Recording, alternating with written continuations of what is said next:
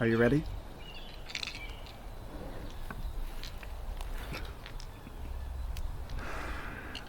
You won't be needing those here.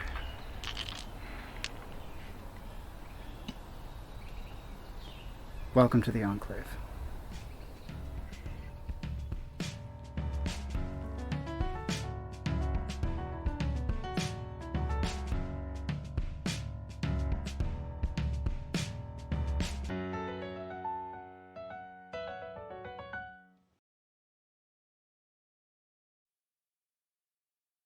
Good to see you, everyone. My name is Robby Howell, and welcome back to Enclave, a diceless, tableless, everythingless role-playing game.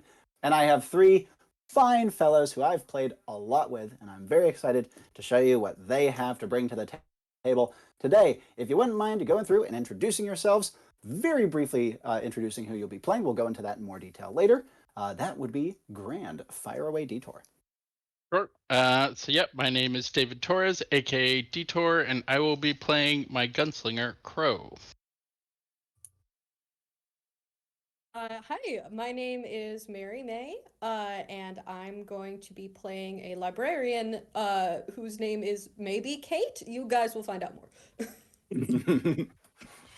Righto. Well, I am Gemini Starfielder. I'm not normally Australian. I've stuck myself in this accent because I'm going to be playing Ordinance, the Berserker, and he's got this accent, and I need to get it down now. So. Commendable. They have already given me focus words, and I already have a mission ready to go for them. So let me tell you about these focus words, and then I'll have them tell you a little bit more about their characters before we get mission statements. So I got the focus words, I'm firing my lasers, Wild's Aces, and think about the implications. Those were the three that we got. In the same order you just introduced yourselves, please tell us a little bit more about your characters, and then I have a mission statement for you. Sure. Crow is a gunslinger. So he comes from a weird West sort of background. Very much familiar with the supernatural and other weird things going on. What else? He's very physically focused. So stat-wise, he's got a high skill, vigor, and reflex stats, as well as some sensory and resilience. Yeah, I'm playing Kate, who should I just go for it now? You can save the punchline, but give us a little bit of the surrounding info. All right. Her name is redacted. Her backstory is redacted. She's very intelligent, you know that. As for stats, intelligence is the highest, then spirit, will, and sensory, I believe. She's a bit more from a modern setting, so instead of having a book bag, she has a laptop. Trying to look at Robby to see how much I should be saying That because sounds it's good kind to of a me. surprise. Okay. And finally, Right, so I'm going to be playing Ordinance, the Berserker. He is a bronze construct, and he runs on Arcana rather than oil and steam. He comes from a kind of steampunkish background. He's got pretty solid might and resilience, as you would expect a Berserker to do. And he's got some pluses into Arcane and Spirit as well, because again, he runs on the stuff. So. makes sense to me. Of note as well, this is the first mission for both Ordinance and Kate, whereas Yes. Crow is a rather veteran character. He's been around. Level 3. So, here is your mission statement. You are being sent to a futuristic setting, specifically an area that has seen a war between a human and non-human faction for several generations. The human faction here is called the New Setsun Alliance. They are a rather hardened kind of StarCraft Terran type, incredibly focused on this absolute militarism that are required for them to fight their war, and largely cut off from almost all their allies. And they are faced against the Clade, which is a group of intelligent insectoids, very, very sophisticated, mostly use biological weapons, have a good amount of magic, and also are known for having a lot of mental style magics. ability to communicate with each other mentally, disrupt each other's enemies' minds, that sort of thing, as well as having a wide variety of grown and hybridized massive insectoid warships. But you aren't going to be dealing with the Chels today. You are only dealing with the Set Suns. Reason being is there was a seemingly innocuous intercept operation that was recently deployed by a Set Sun base that brought down a relatively small and lightly defended Chell convoy. It was clearly meant to be a stealth operation, and it took some serious work to track them down and bring them down. This was only made possible by the great talents and kind of obsessive warmongering of the lead of this troop, a pilot captain named Donner Everett Wild. Donner being a captain title, so that's his title. You can call him Donner if you meet him. It's like calling him captain.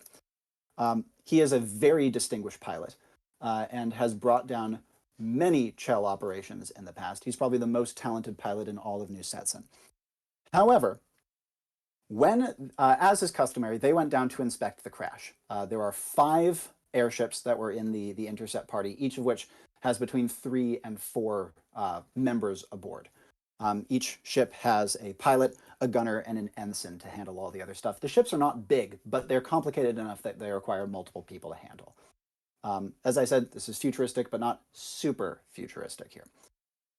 And most of the Set Sun technology has well and truly evolved and been developed just to fight the Chels. So a lot of weapons that are meant to deal with exoskeletons, a lot of defenses that are meant to deal with mental attacks, but they can still do plenty of other stuff besides.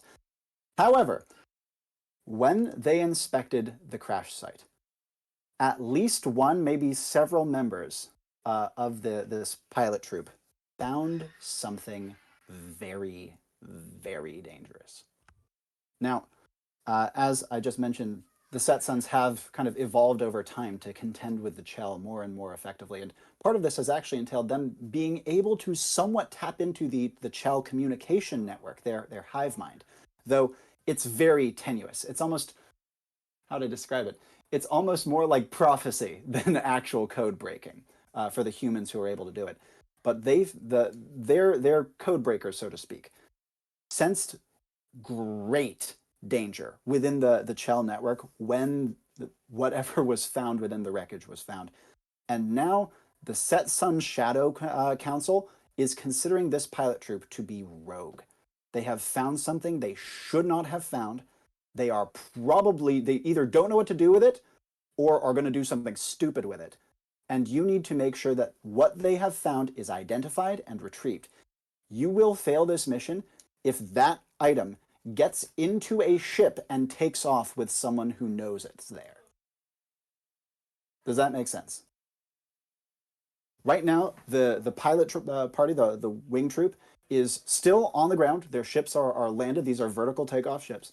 And they are still scanning the crash site. It's not known how many of them have found this item or how many know what it does. Maybe it's one person, maybe it's a whole conspiracy of the whole group. But they aren't yet back to their ships, which means presumably they're still following protocol and trying to scan the crash site. I should note that they are armed, especially certain members are heavily armed. Like I said, there's kind of pilots, gunners, and ensigns. Pilots are typically called pennant or pennants. Gunners are called cutters, and ensigns are called swifts. And cutters are the ones who are the best armored, both on and off the ship. Let me see. Are there any other things that I'm forgetting here? I think that's about it. Any questions from you guys? So you said the fail condition is the item gets off planet on a ship with that's being piloted by someone who knows what the item is. Can we I should stow note it? this is not off planet. This is still taking place on surface. So it's However, still semi-terrestrial. exactly, this is a Okay. terrestrial war, but with futuristic technology. Right. And if that item gets into a ship in the hands of someone who knows what they have, that's the fail condition. If it accidents into a ship and no one knows it's there, that's not a big deal. The Set Sun government can collect it when the ship returns. Right. What if it So- gets But that's destroyed? If it's destroyed, good. Ah, righto. Preferable. Yeah, I mean, honestly, if you can get it back, awesome, right? But this thing is dangerous enough that the Enclave is saying do not risk do not risk in any way trying to use it. If anything, destroying it might even be better than trying to take it yourselves in case it's so dangerous that you aren't able to control it. It's not known what this thing is, after all. I'm sorry, Mary. You had a thing? Oh, I was gonna say what the ideal, if we know what the failed condition is, what the ideal one is, you just said. Pardon. Did have another question, which was, oh no. So we know this is dangerous. Do we know it's dangerous because of their like prophecy tap into the hive mind thing? Yep. Okay, what is the prophecy? It is not, again, precisely a prophecy. It's more like humans are so ill-equipped to interface with the Chell hive mind that they kind of only get sensations. And the sensation here was unbelievably ominous and dreadful. And these are not feelings the Chell normally feel. Like, the Chell are incredibly controlled and reserved, though they do have emotions while insectoid. This is not just a case of some like mindless swarm trying to wipe out humanity. These are two nations who just have severe disagreements. And so the code breakers who were involved were felt more dread and trepidation and concern from the Chell about this incident than any other they have previously felt or witnessed. And the Chell have lost armadas before and not felt this way. Now, I should note that this is only the Shadow Council who's hiring you for this. If the Setsun military command learned about this thing, they would want it immediately. But the Codebreakers are kind of the ones who run the war, because they're the ones who understand the Chell the best. Other questions? So no one quite knows what this is. Yep. It's more that like this is something that's definitely dangerous and like more no one should have it. Yeah, precisely. Okay. I mean, if you can get it back safely, sure. But mega emphasis on safely here. Yeah. Is there any indication on like not necessarily what it does, but more Nope. what this thing is powered by? Nope. If it has any power. No indication of that? All that's known is that Chell devices are almost always biological in nature and are usually alive. Their ships are alive, their weapons are alive, everything's alive. So it's probably a living organism. Okay. Interesting. What is kind of we're talking futuristic? What is the tech level of the Setsun's like weaponry? Are we talking projectiles, lasers? These are projectiles. Okay. They have actually quite a wide variety of weapons, but again, they are evolved to deal with exoskeletons. So typically speaking, their weapons are kinetic based.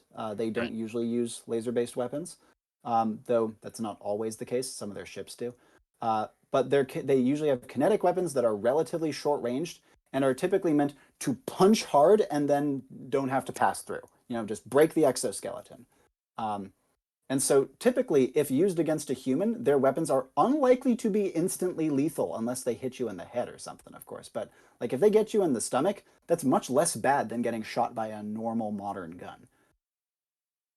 Interesting. Okay. So these are like tuned to strip the armor off of these Chell. Yeah, like punch through it effectively. Yeah. And also, most battles in this area take place between airships, and so ground troops rarely clash. They do, but it's not super common, and so it's not something they're like incredibly well trained for. Yep. Do both factions speak Metro? Oh, pardon. The Chell are able to speak Metro, though you will probably not be encountering them, and the new Setsun only speak Metro. Yes, Mary? Oh God, where'd it go? Oh, if everything from the Chell have like this hive mind, does that mean that the ships and potentially this weapon are also part of that hive mind? A good question. I should clarify. The whole Chell community is not networked into a single hive mind. You can think of it more like a biological internet, where they all have the potential to connect to each other, but are not always connected to each other at all times. Does That everything actually is decentralized hive mind. does everything have the potential? So like do these ships have the potential to tap into the hive mind? Probably not. Typically, shell ships and weapons are not sophisticated enough to exert autonomy. Okay. So it would be more a situation of like the shell pilot or something would be giving commands through the hive mind, and they just Yeah. receive and they can't communicate back. Okay. Right? Well, they can communicate back, but they cannot initiate a link, nor can they issue commands of their own normally. Right. From what the Setsun understand. Again, there's a Mhm. big barrier of Oh, understanding for yeah. them. But they have learned a lot over the decades of war. Yep. So the Donner Everett Wild, has he clocked the item? Um, by clocked, what do you mean? Has he found it Not slash known. figured out that it's important? It's not known who among them has found it, Okay. nor how much those people know, nor if there's more than one even. All that's known Okay. is that it has been found by someone. If Okay. it's Donner Wild who has found it, he will almost certainly be trying to bring it back to military command. Mm-hmm. Follow up. Okay. Any other questions? Or are we good to go?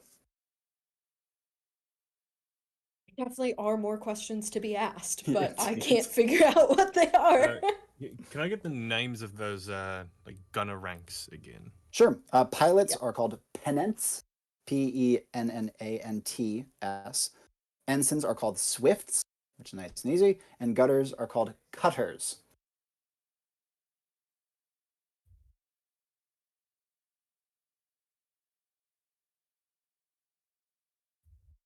Who exactly was the client again? The client is the Setsun Shadow Council. They are like the code breaking group that runs the war kind of in secret, so that the military councils don't do anything dumb. It's like the Illuminati, but like everyone kind of knows that they're there. Yeah, the Shadow Command is broadly accepted, and the military councils of the Setsun are deferent to them in most cases.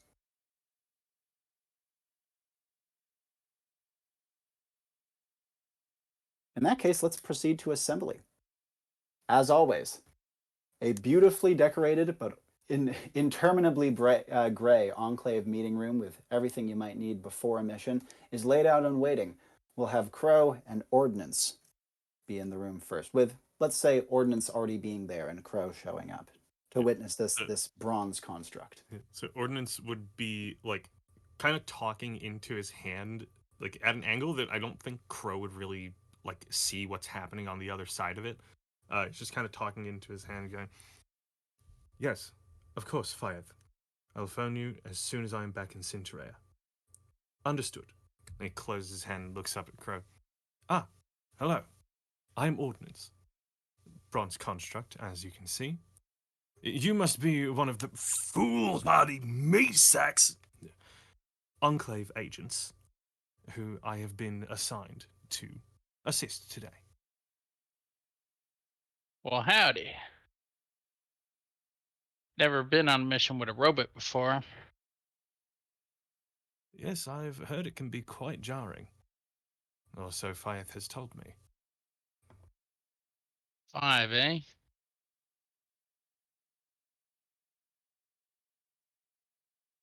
Yes, that is my creator. All right. Strange one, ain't you? Well, I I'm suppose guessing from your Crow is perspective, keeping yes. his distance, judging by how Yeah. far you are from your screen.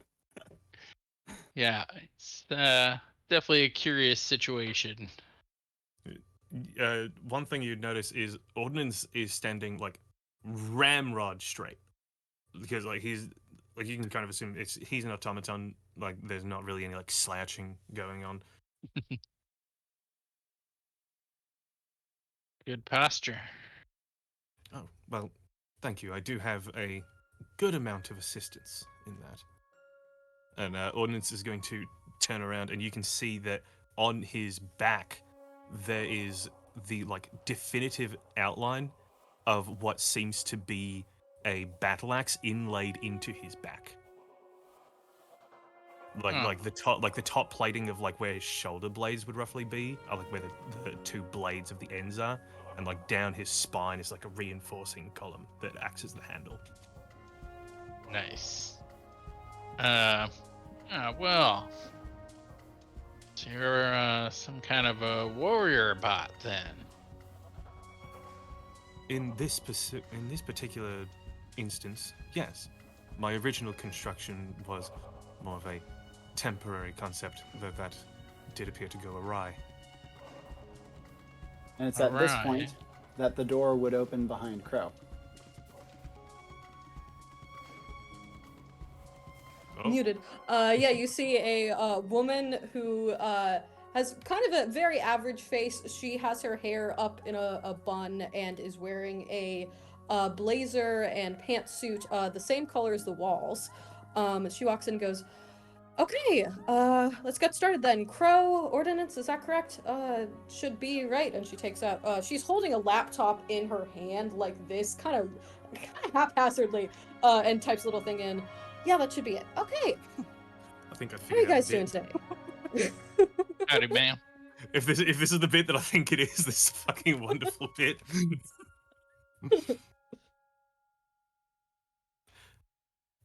How are Hello. you guys doing? I am not sure that I am acquainted with you, but I am, well, quite unfamiliar with emotion or states of being, though currently I am running optimally. Oh, well, that's good to hear. We need you running optimally. How are you doing, Crow? I'm alright.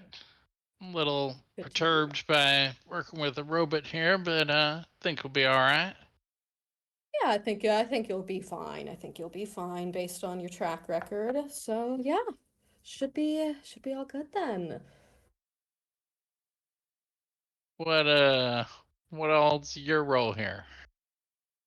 Yeah, I wouldn't normally be here, but I got a message this morning. There's a woman who came here about an hour before you guys who was supposed to be on this mission, and then she threw up, fainted, woke up, saw her own threw up again, fainted into the throw up, and then we sent her home. So needed somebody free to help out. I was supposed to have this morning off. Actually, it was going to be my first morning off in a while, but everybody else is tied up working on the project, so called me in. So I'm here now. Gonna have a good time, hopefully. Stony faced. Well, One thing to alright. note, it is next to impossible to clock any kind of facial expression on Ordnance. The way that he is built, his face is largely nondescript, right?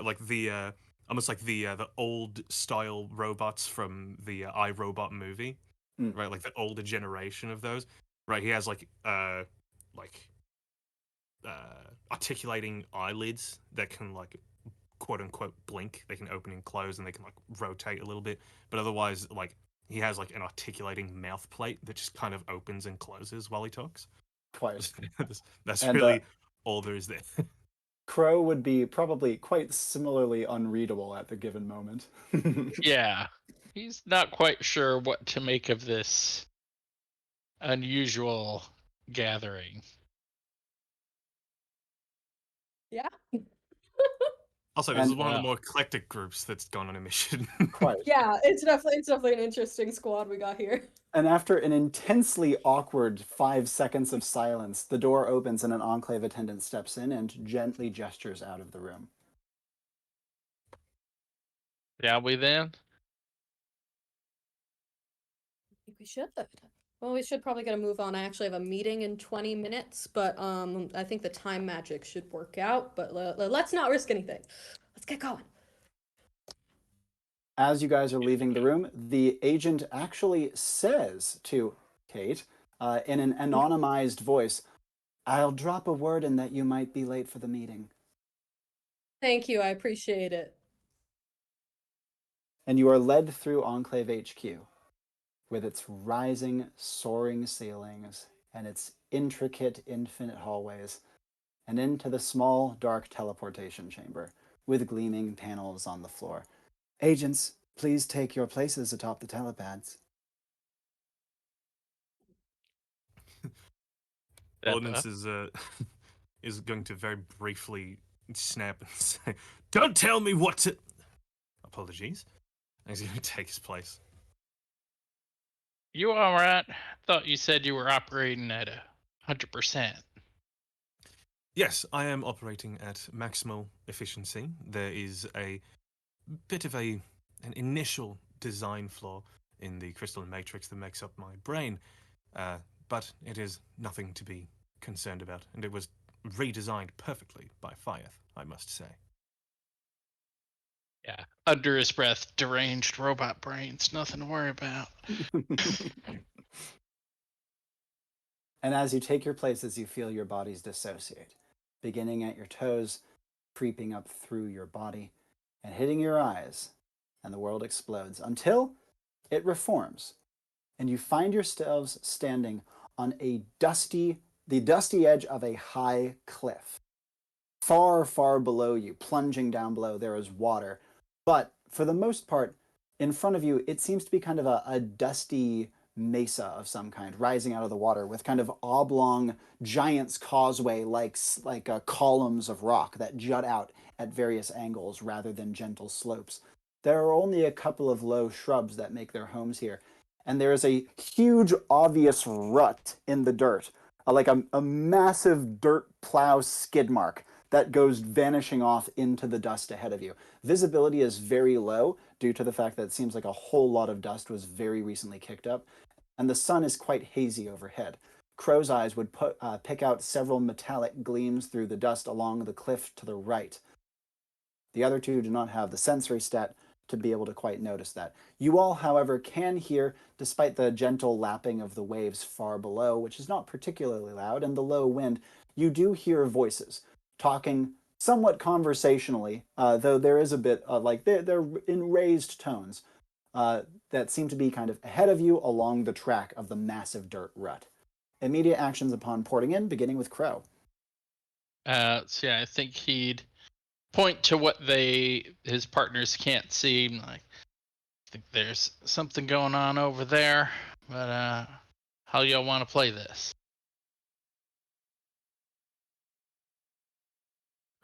Upon like finishing porting, Ordinance's immediate action, two plates on his forearm kind of articulate open.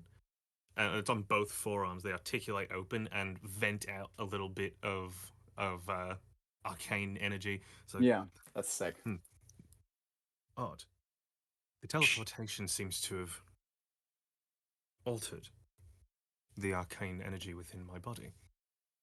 I would hope that doesn't happen again. So, you say there Big are... take notes.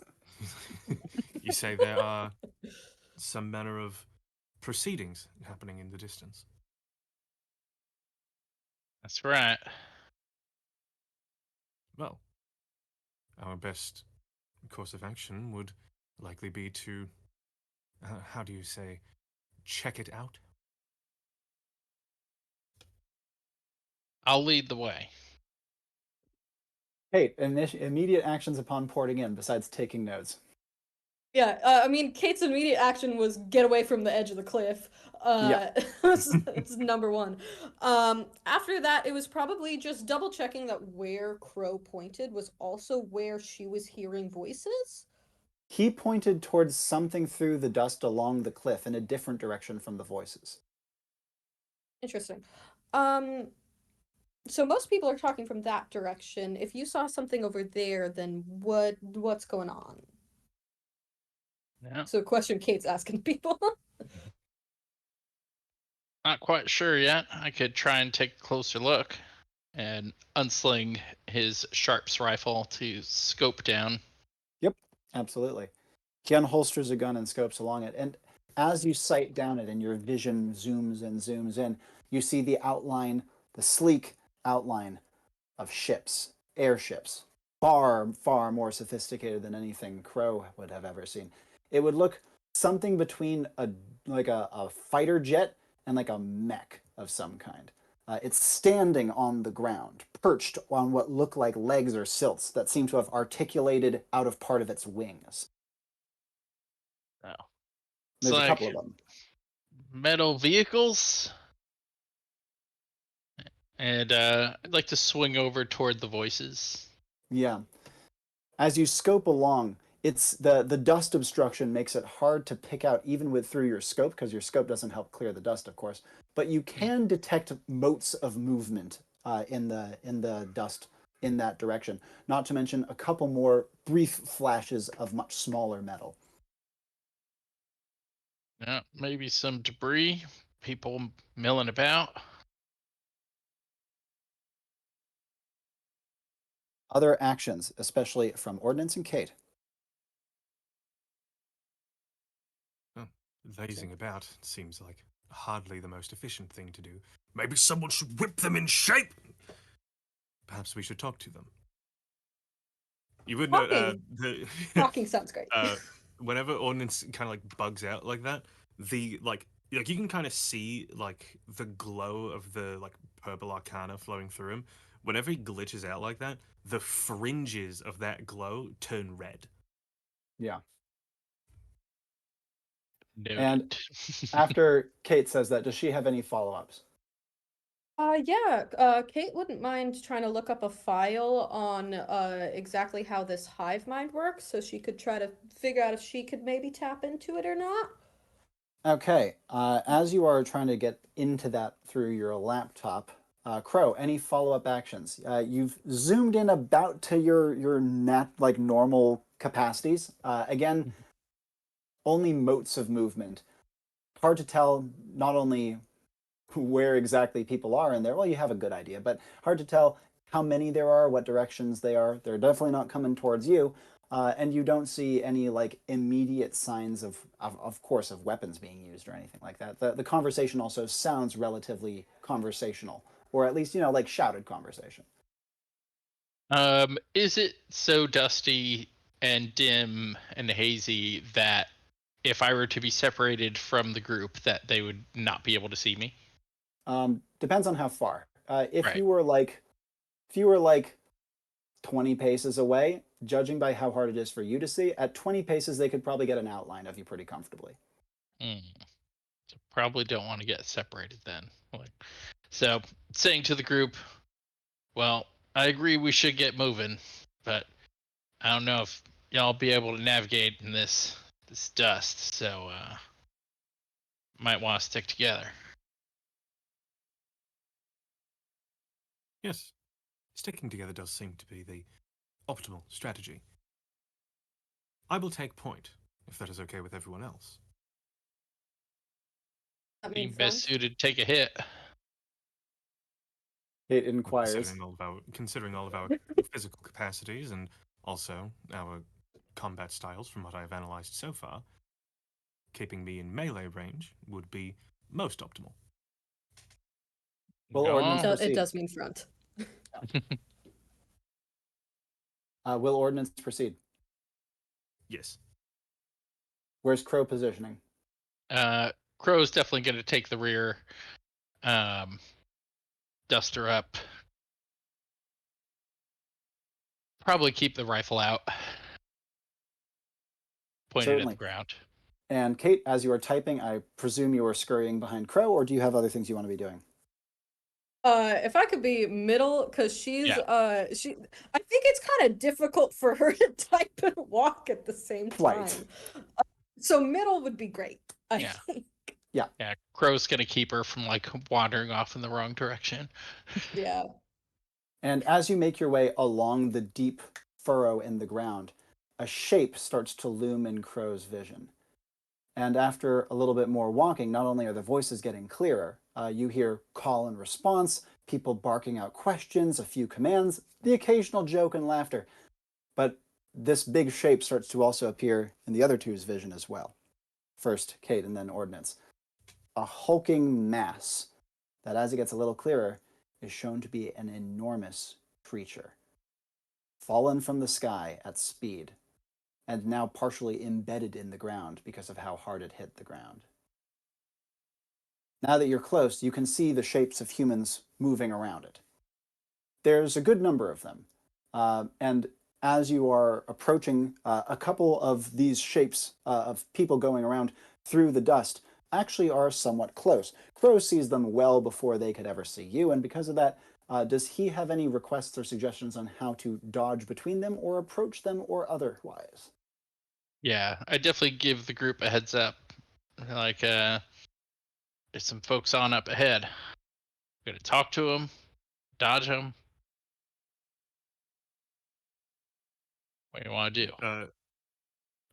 Ordinance is going to turn around and say, well, if we are going to approach them, we had best prepare a strategy for combat. And a social strategy. A story, as it were. Can we not just say that we're from the Enclave? Is that not how you guys do it here? Considering the Well- situation and our current employers, perhaps saying that we are from the Enclave would give away more information than we might want to give out. Makes sense. Play it cool. Yeah, play cool. You hear a Wow. woman's voice is approaching you from the left side. She's calling over her shoulder as she is getting closer. Bring this back and then I'll get right back into the scrum, all right? You hear a voice yell something after her, which Crow can pick out as, when you do, make sure you bring back a breaker, all right? And she says, gotcha. And as she says this, she is proceeding pretty directly towards you guys, but clearly not trying to meet you, if that makes sense. She's on like an intersecting path. Maybe we'll tell them we're scavengers. Trying to just gather up some loot from this wreck here. I would believe, given the circumstance, that may incite violence. Perhaps we should say that we were sent by their military higher-ups. As you are saying this, you see her figure loom closer. She's carrying something heavy. And as she gets closer, you can see it looks like a ripped off piece of some internal organ of the creature. It's not pulsing or gooey or anything. It looks like they've cauterized the ends that might be excreting something, and it looks almost like a big sack that she's carrying over her shoulder. And as she gets closer, panting slightly, she says, hang on there. And then she says, 40405, what do you have? Clearly directing it towards you.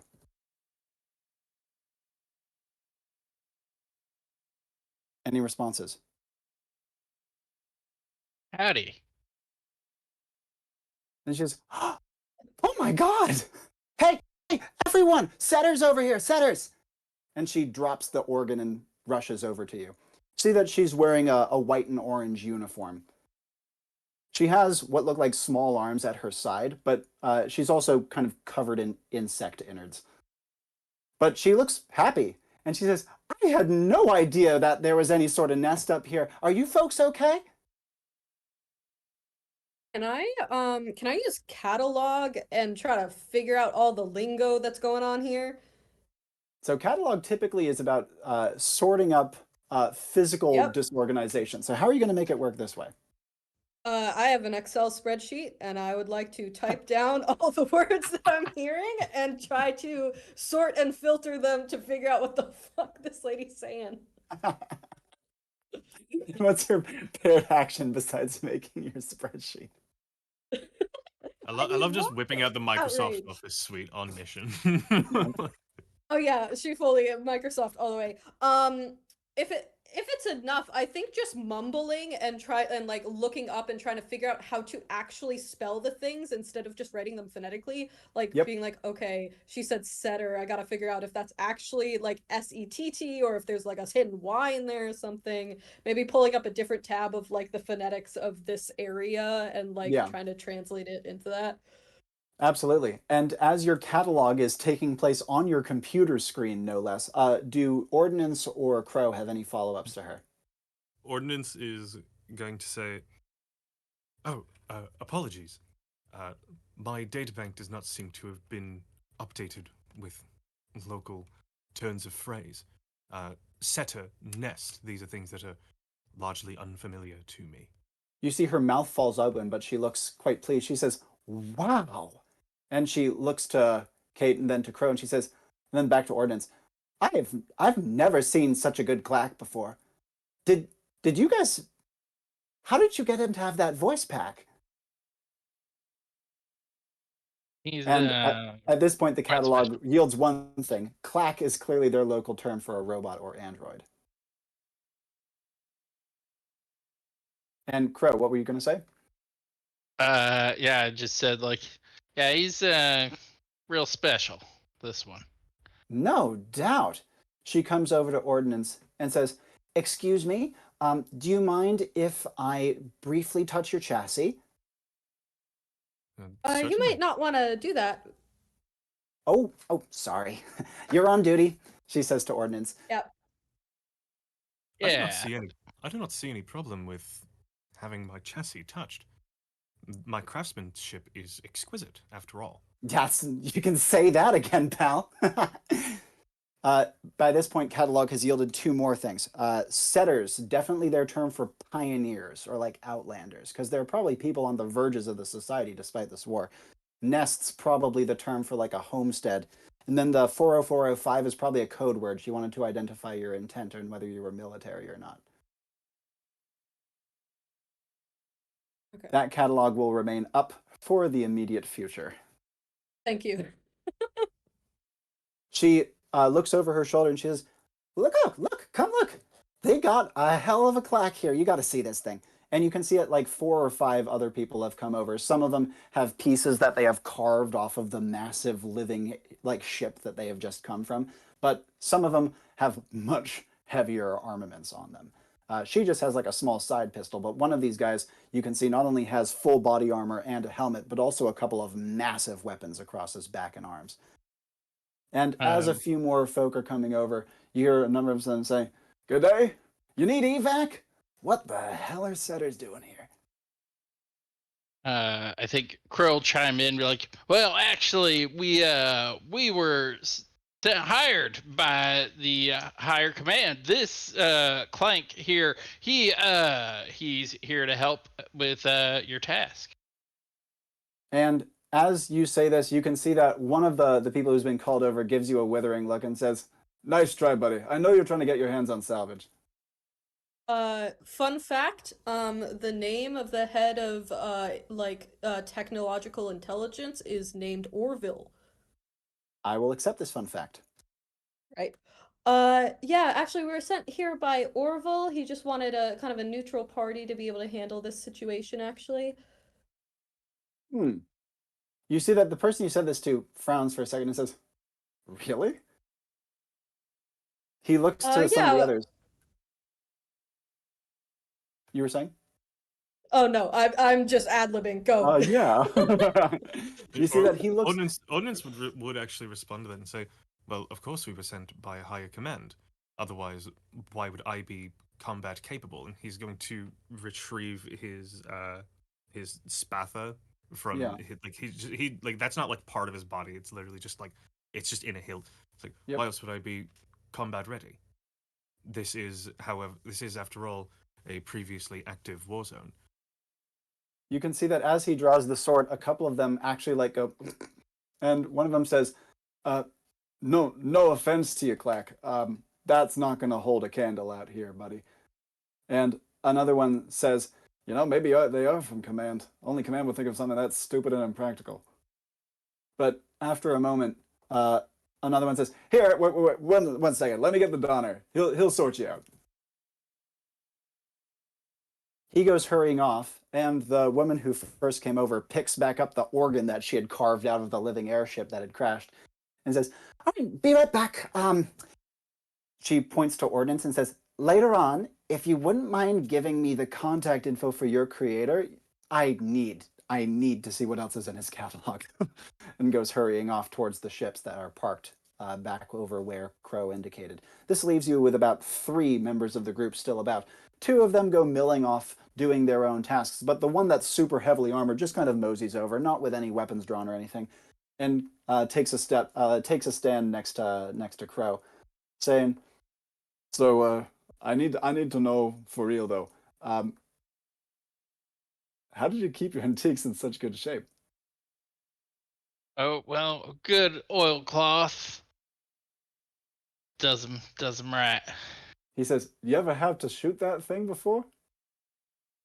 Many times, my friend, many times. You don't hunt out here, do you?"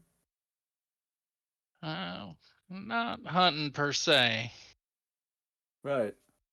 He says, "Well, I'll tell you, you run that thing up. You run that thing up against one of the sects, you're gonna have a hard time." Yeah, never had to fight no giant bugs. What are you packing there? He says, "Woof, what am I not packing here?" He pulls a huge piece off of his back and puts it across his shoulder. He says, "This," and then he kind of flexes it, and you see that it kind of telescopes out a little bit. "This is a breaching arm.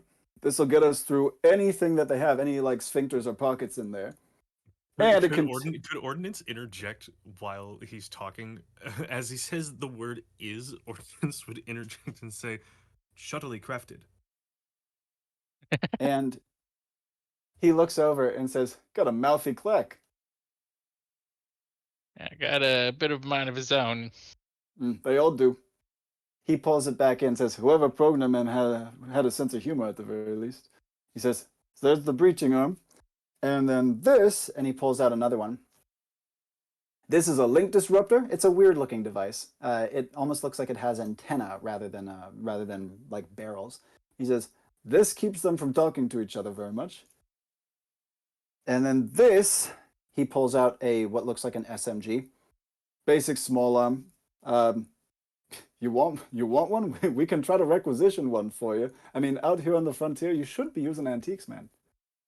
Yeah, I might be interested in that. Y'all He dealing says, silver? And I'm gonna whip out Bad Penny. Maybe make a trade. He says, "Silver?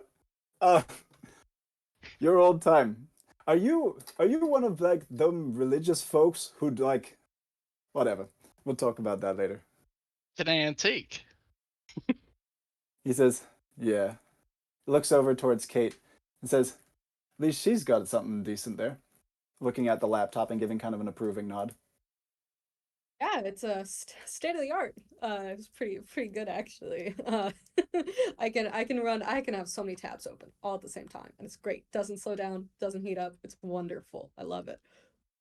Through the dust, however, you see that there are more figures emerging. I should note that since you arrived, the dust has become slightly less kicked up. Clearly, the crash happened so recently that the dust is left over from that. And so, even in the couple minutes you've been here talking, it's started to settle. And through the haze, you can see one of the individuals who first greeted you appears alongside another individual. He's a shorter guy, looks young, but his hair is gray and cut almost into a full buzz. He has a deep frown on his face, and he says, all right, I need to know. You said Orville sent you here? If so, we need to run a few security checks." Yeah, Orville kind of hired us on the DL, so those security checks are not gonna work very well. We got some hidden information that he didn't want looked up, and so we're not in the system.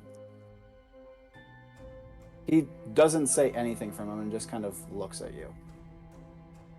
Any actions or follow-ups from Ordinance or Crow? Ordinance is mostly just gonna like look at the conversation going on, not really inputting anything to it. And Crow, any actions? I think Crow is just going to like step back inconspicuously a bit, relying on his duster to kind of help him melt away a little bit. Can I pull up a tab Yeah. that has our 3 names on it and then mostly blacked out text? But it does say, it says Chet Sun, blackout, blackout, blackout, ship, blackout, blackout, blackout, and that's it. Oh, pardon, set sun, but I know what you're going for. Set sun. Yep. And as you pull it up, are you gonna like turn it around to show him? Yeah. He looks at you, steely,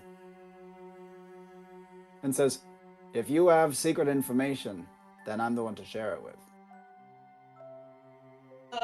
I was given strict orders not to do that. I don't give a shit about your orders. This is the front. Out here, secrecy gets people killed, lady. Kate is going to look at Crow, who is definitely more experienced in missions than her.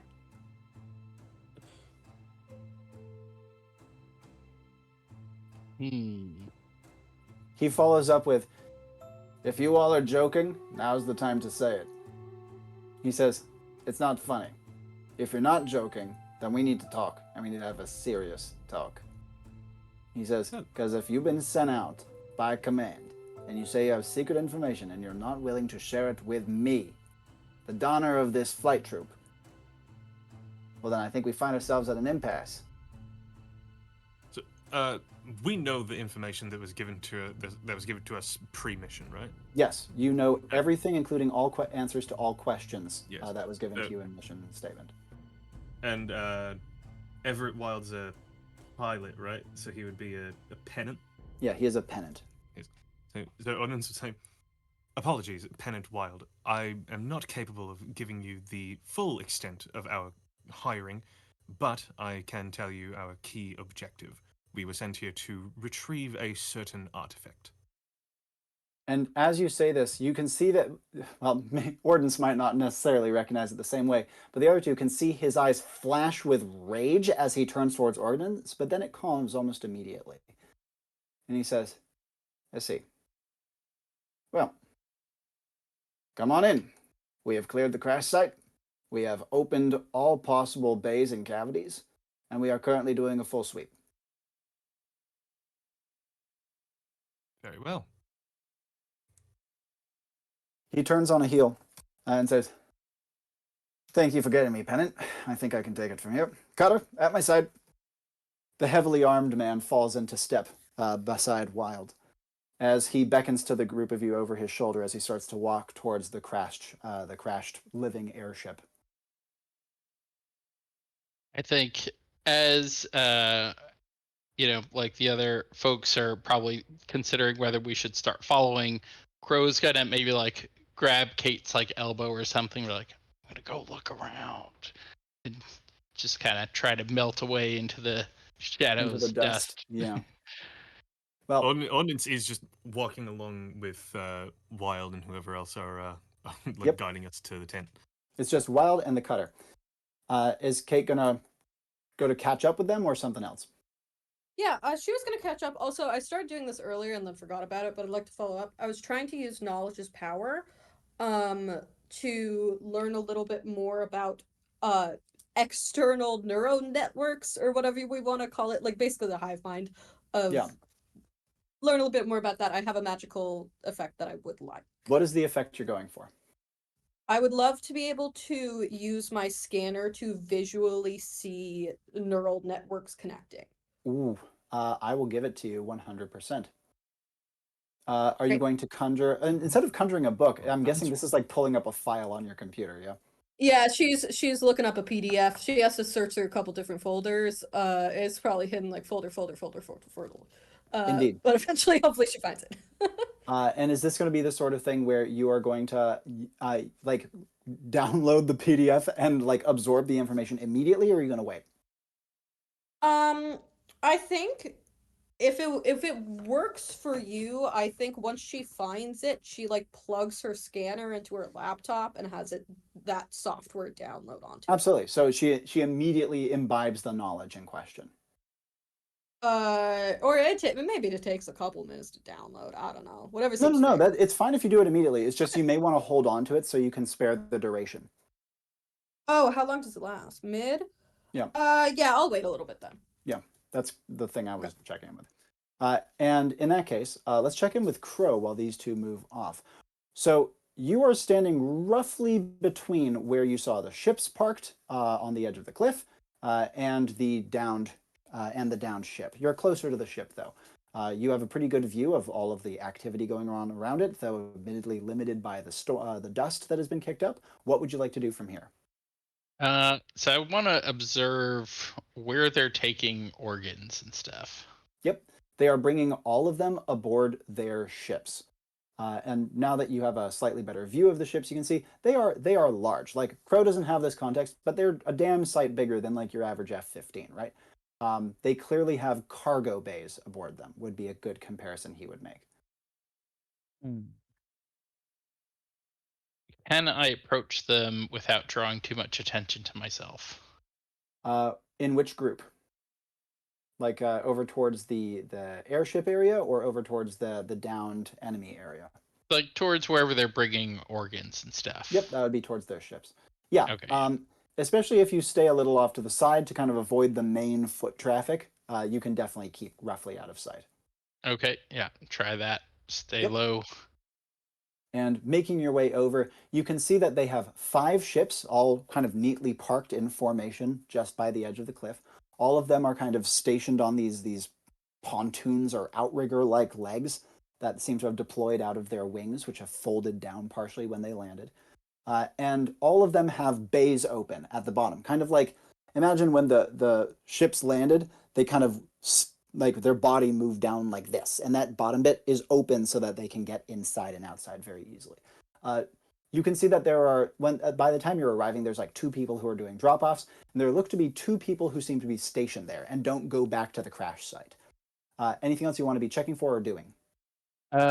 Yeah, if I could probably go like all the way prone with my rifle out and scoping down. Yeah, mainly I was looking to see if there was anyone that's obviously guarding something. Are they guarding a particular ship, perhaps? And that's a great question. From what you can see, there looks to be a cutter over there, as well as a much less armored individual. The cutter seems to be roughly patrolling between all of the ships, though they don't seem to be taking it very seriously and are mostly chatting with whoever's nearby. The other person seems to be kind of going from ship to ship, maybe doing maintenance or checking diagnostics or something like that. Crow can't really tell. Neither of them seem to be focusing on a specific ship.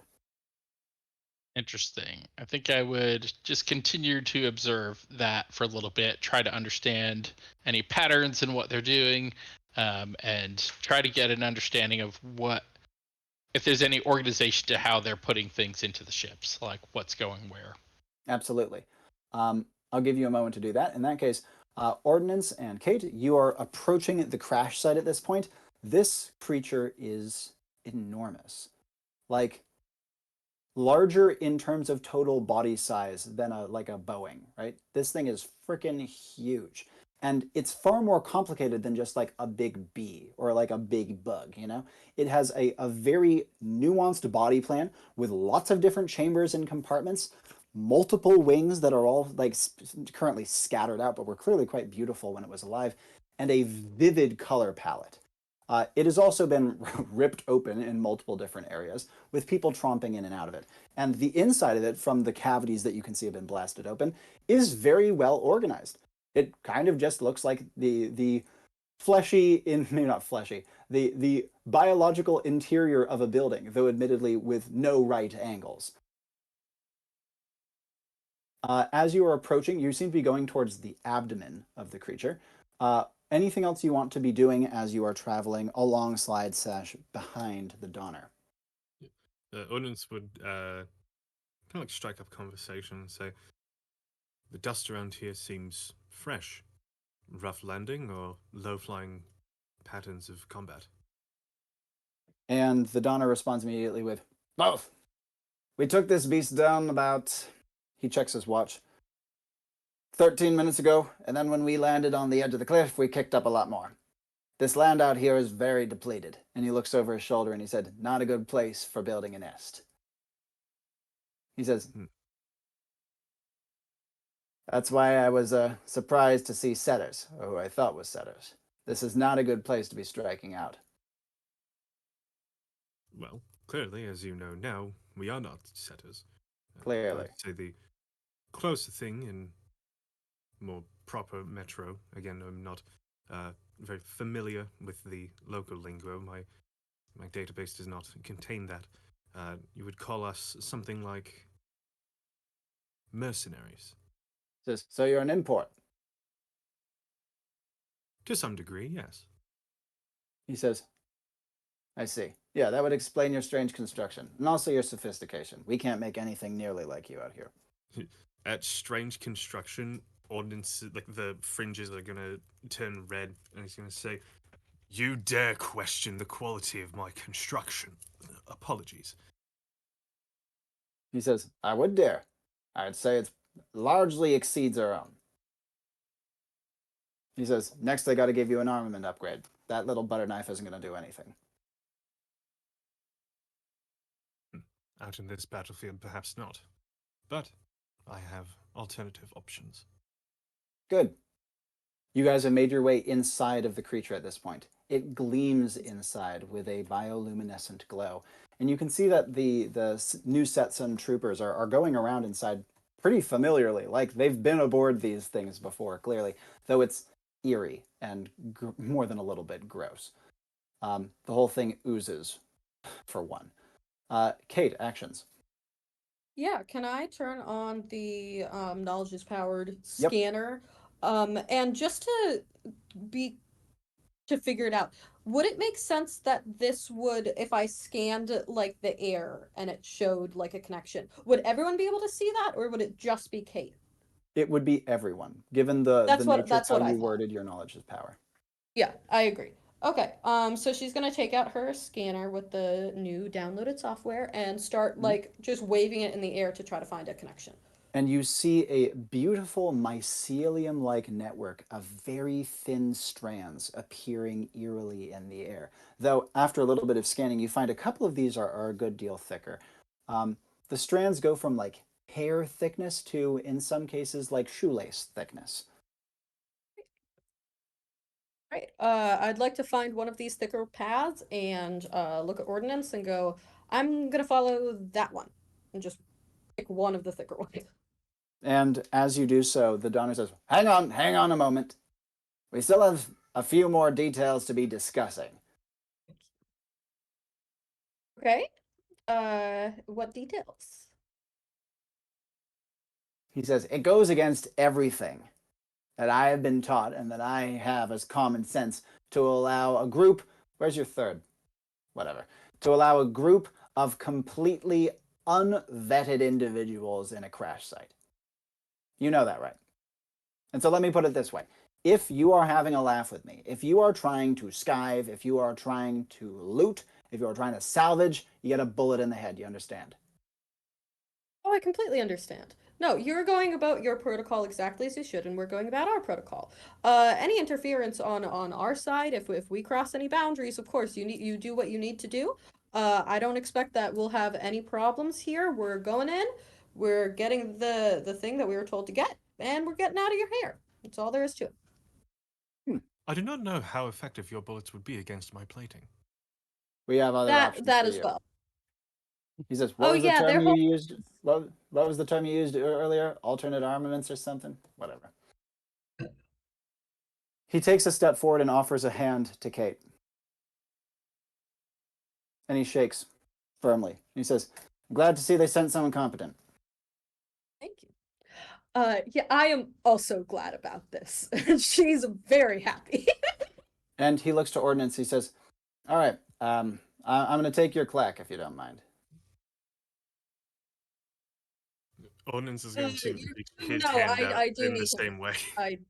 I do actually need him with me. I am very good and very responsible at doing my job. I am not good at threats or danger, which we were told there may be a bit of. You're not going to have to worry about that here. We've secured the site. Not a single issue. There's not a set to be found.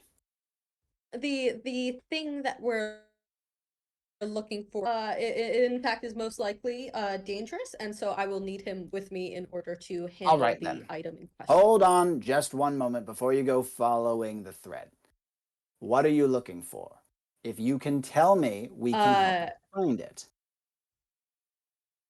I appreciate that. We were given strict orders to not discuss that with you. Unfortunately, I can tell you it's an item that you don't need and that Command Center does. You see a vein throbbing in his forehead.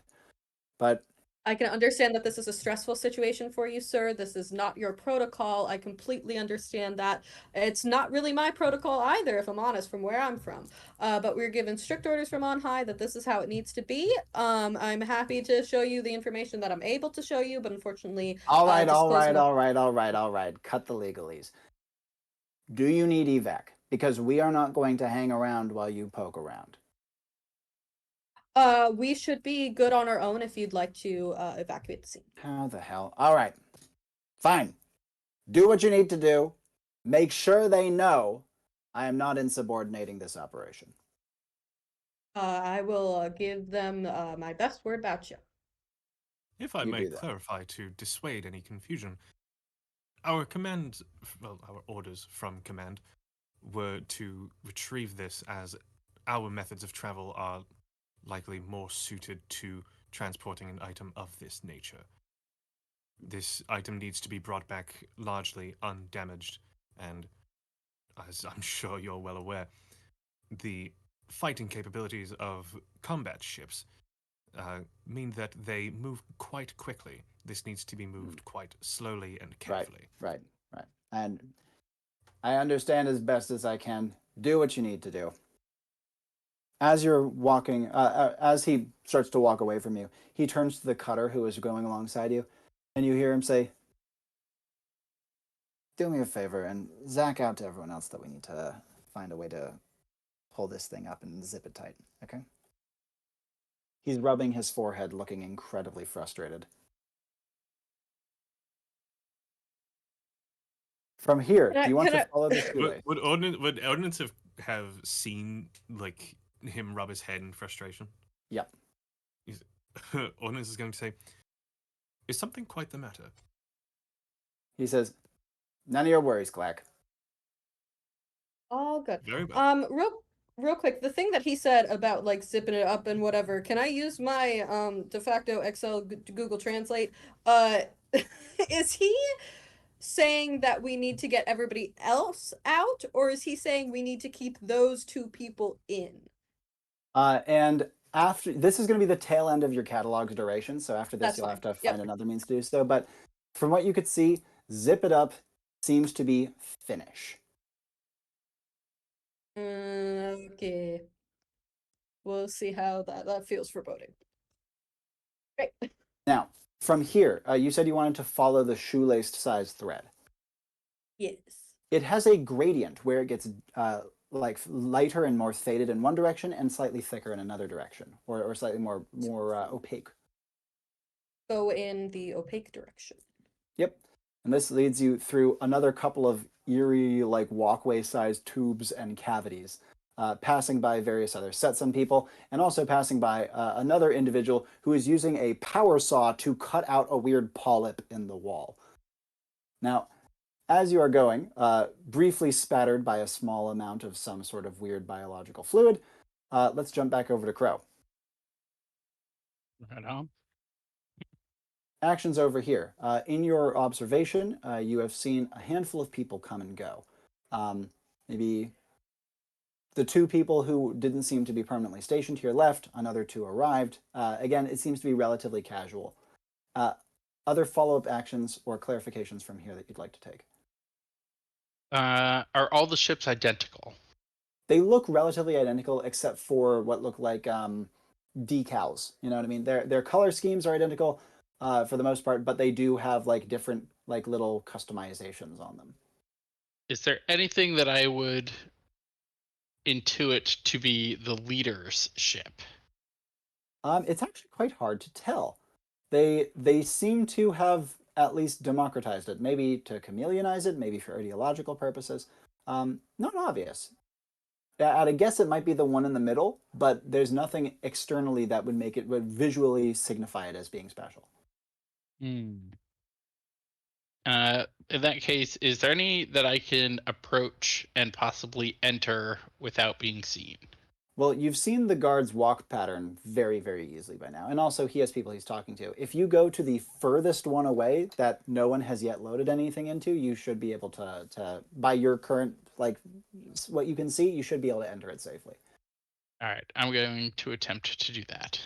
Well, first of all, crossing over towards it is relatively child's play. Even though the dust is starting to get low enough that vision might be a problem, there's no one currently crossing at the moment. After you've crossed, you can see it by the point you've gotten like within striking distance of this final ship. You can see that the guard seems to be chatting with one of the two people who is bringing supplies. The other of the two people has gone away, and the other not armored permanent station here is currently 2 ships away from you, somewhere inside of the center vessel. Yeah, so try and wait for an opening, and then try and see if I can approach the ship without being seen. The guard's back is to you, and the person they are talking to has him blocking, and so your path is rather open right now. Like, obviously, could have someone see you, and you don't know where that person in the middle ship is, but it's as good a time as you've seen. Yep, then go for it. Try to get into the ship. Yep, that's easily done. Climbing up and inside, it's a very cramped space. They definitely weren't aiming for roominess in mind. The cargo bay, as you enter inside of it, of this ship is already full. You can see all sorts of awful Setsun bits or like shell bits that are within Setsun branded plastic like containment bags and things like that. And everything here bears Setsun imagery. They have a very consistent white, orange, and red color scheme. They have a very distinctive like a half sun over a water, like a over water sort of motif or logo. And everything has serial numbers and military branding all over it. So they go out of their way to make it clear what's theirs. From the cargo bay, you can climb up into what seems like an underslung gun turret, which is currently like, because it's used, probably should be like this, but now is out like this. So you could climb into there, or you could climb up into the main body of the vessel, which is similarly cramped and small. Just looking at the cargo for a second, is there any indication that any of it's more important than any other, or is it all just kind of stacked together? You do see that there's a lot of arcane scribbling on them in permanent marker, different serial codes and numbers, but none of it is in plain metro. And as such, it's very hard to distinguish what would be important and what wouldn't. You don't see anything placed in a special pedestal. I should note, actually, that's not fully true. You see there are 2 items that are not only inside of like a sealed bag, but are like heavy-duty plastic bag, but are also inside of some sort of like plexiglass equivalent case. It's see-through, so you can see them there. Just investigate that for a minute. What's it look like? Popping open the case is easily done. The 2 bags inside are not particularly large, and just from picking them up, they feel like they have a liquid in their bottom. Smell it. Oh god, opening the bag makes your eyes water immediately and your throat burn. Why did you do that? It's like rule 1 of handling chemicals: don't inhale it. I don't think Crow has ever been in a chemistry lab before. Yeah, he's not familiar with this. He's just thinking guts and blood and stuff. Indeed. Oh, I don't know what that is. Why is it in the case, though? Dangerous? I pour some out onto the floor. Sizzle immediately. It changes color multiple times, and you can see it strips up some of the paint. So it's bile or something. Acid. Great. I don't have any way to actually carry this. I'm going to put that down for the moment. And maybe, check out the rest of the ship a little bit. Absolutely. See what else it's about. You climb up into the main body of the ship, which you can see has all sorts of consoles and interfaces and dials, and geez, it's so overwhelming for someone like Crow. It's an information overload. The cockpit is less bad. Unlike a plane that it might be in our world, the cockpit is actually very minimalist and has a pretty much 180-degree view with like little articulated mirror feeds that allow it to have a 360-degree view. Looking around, just how easy to sabotage does this look to be? Well, frankly, you could be looking at anything right now, and you wouldn't have a damn clue how it works. So let me put it this way: it looks fancy. That fancy often means sabotageable, but you really wouldn't know where to put a bullet to do it. I'm just gonna find something that looks important, and then go back down, grab one of those bags of bile, and Yeah. dump it on it. Fumes fill the cockpit that fill your eyes with tears. And then get the hell out of there. Yeah. And start to look for a safe way out of that ship. Absolutely. Making your way down into the cargo bay. Are you gonna like stick your head out or something to check if people are coming? Like, how do you want to scan? Yeah, probably like approach the now exit of it a little cautiously, listening carefully to see if I hear any footsteps or voices. Luck And stat? then start to approach. Luck is baseline. Okay. But 2 sensory. In that case, you do hear footsteps approaching. Probably hide behind something.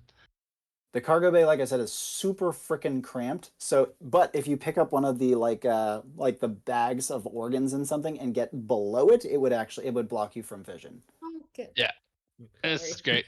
Let's just hide in the bodies. Crow's immediate reaction to, oh, this thing kind of like burns metal is, let me fuck up this boat. And as we you don't do want them so, to get away with anything. you hear a little show what we have. And as you hear metal, like footsteps on metal, clunk, clunk, clunk, as they walk up the little ladder that comes in, then you hear, oh, those morons. Why did they not? Is there? You hear a sniff. Oh, shit. And then you hear them climb a ladder leading up to the upper level. What do you want to do? I'm going to get out of there. The last thing you hear as you're slipping out is, fuck, this is real. Oh. I like to believe that is actually the sound that the organs made when Crow slips out behind him, just the... And after you slink out, are you going to get the fuck out of here, or where do you want to go from here? How many ships are there? 5. 5. How easily could I get to another ship? Second one, dramatically riskier. You would literally be going right behind the guard, who is still talking to the same person, who is still facing your direction, but is kind of blocked, like, by the guard's body. Not nearly as blocked if you were to approach the next ship, though. That doesn't sound safe at all. I'm gonna back away from this area and kind of go back around the long way. Yep. As you're going back around, the dust is settling to the point where visibility is much higher. For you, you can see all the way to the downed Leviathan from here. People who are passing by, if they were looking for you, could probably spot you, even as you're going this long way around. You also hear a voice scream, "Sabotage attempt! Sabotage!" from back from the ship that you were inside. Can't let them get away with anything. There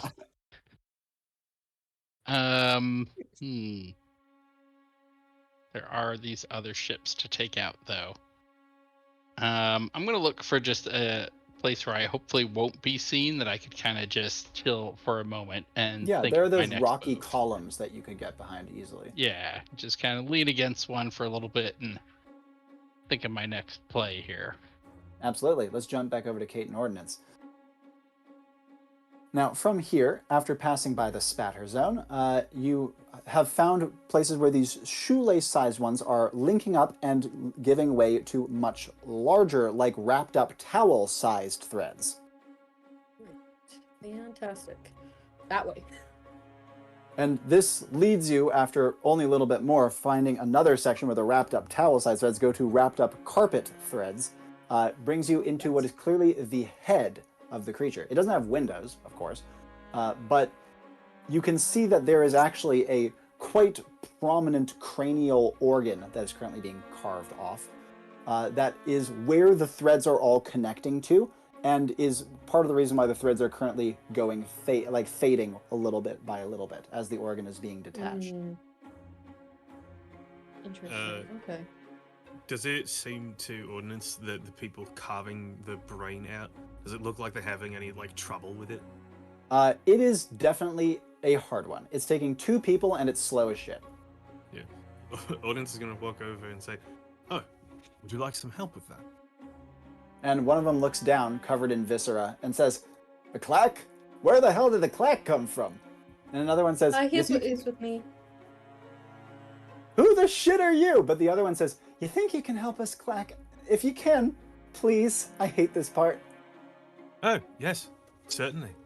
And those 2 same plates on his forearm that articulated before to vent out the arcane energy articulate up and slide forward.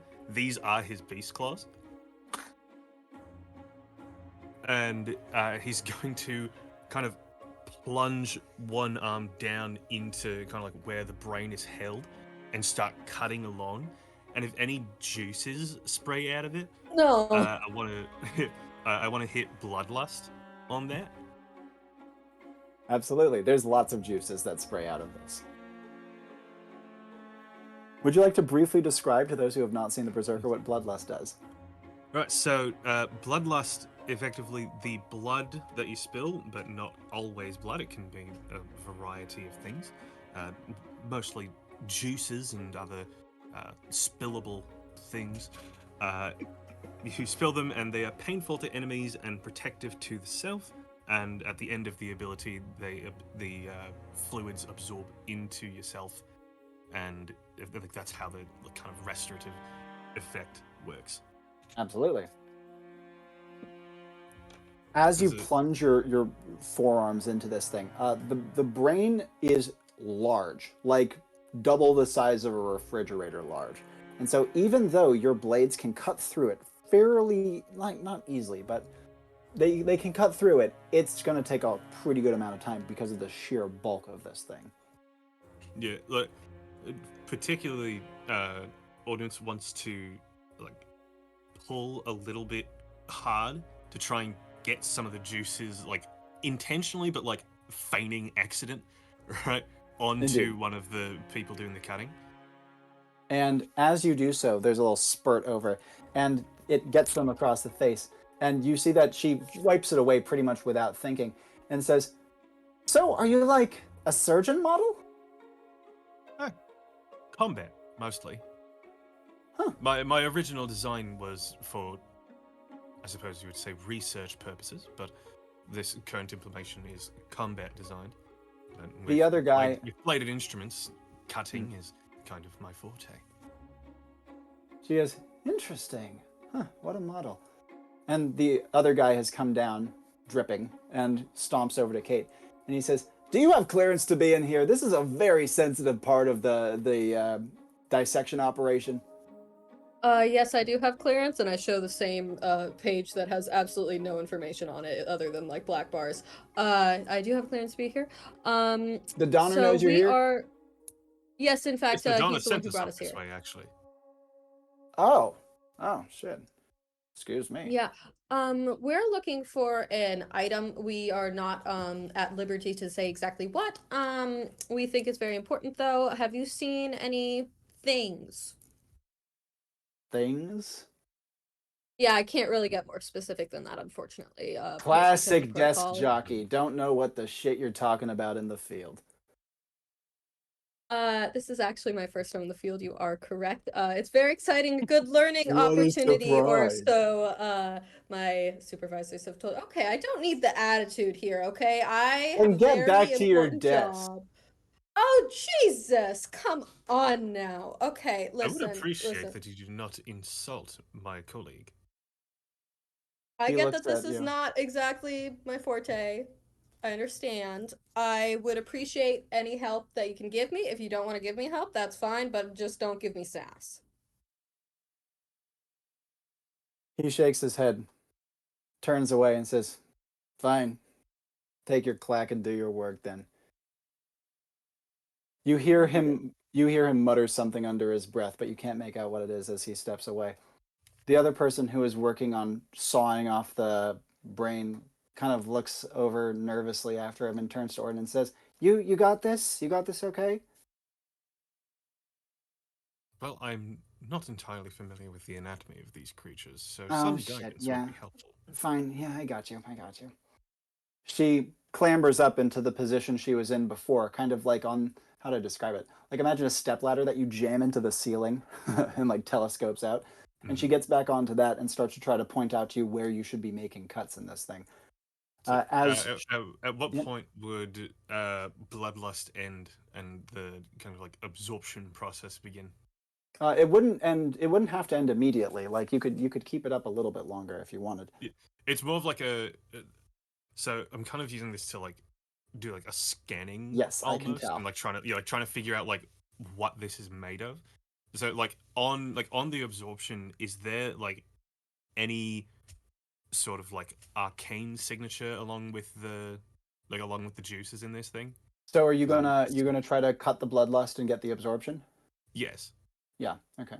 What's that gonna feel like for you to end the bloodlust a little early? So it's basically just the arcana stops. So like the entire time, the arcana within him is like very visible because those two plates have like opened because they're like vents. Um, the arcana was kind of like sampling and thereby like bolstering the fluid, kind of like making it the protective substance. Yeah. But as it ends early, the arcana very quickly retracts back into his arm. Yeah.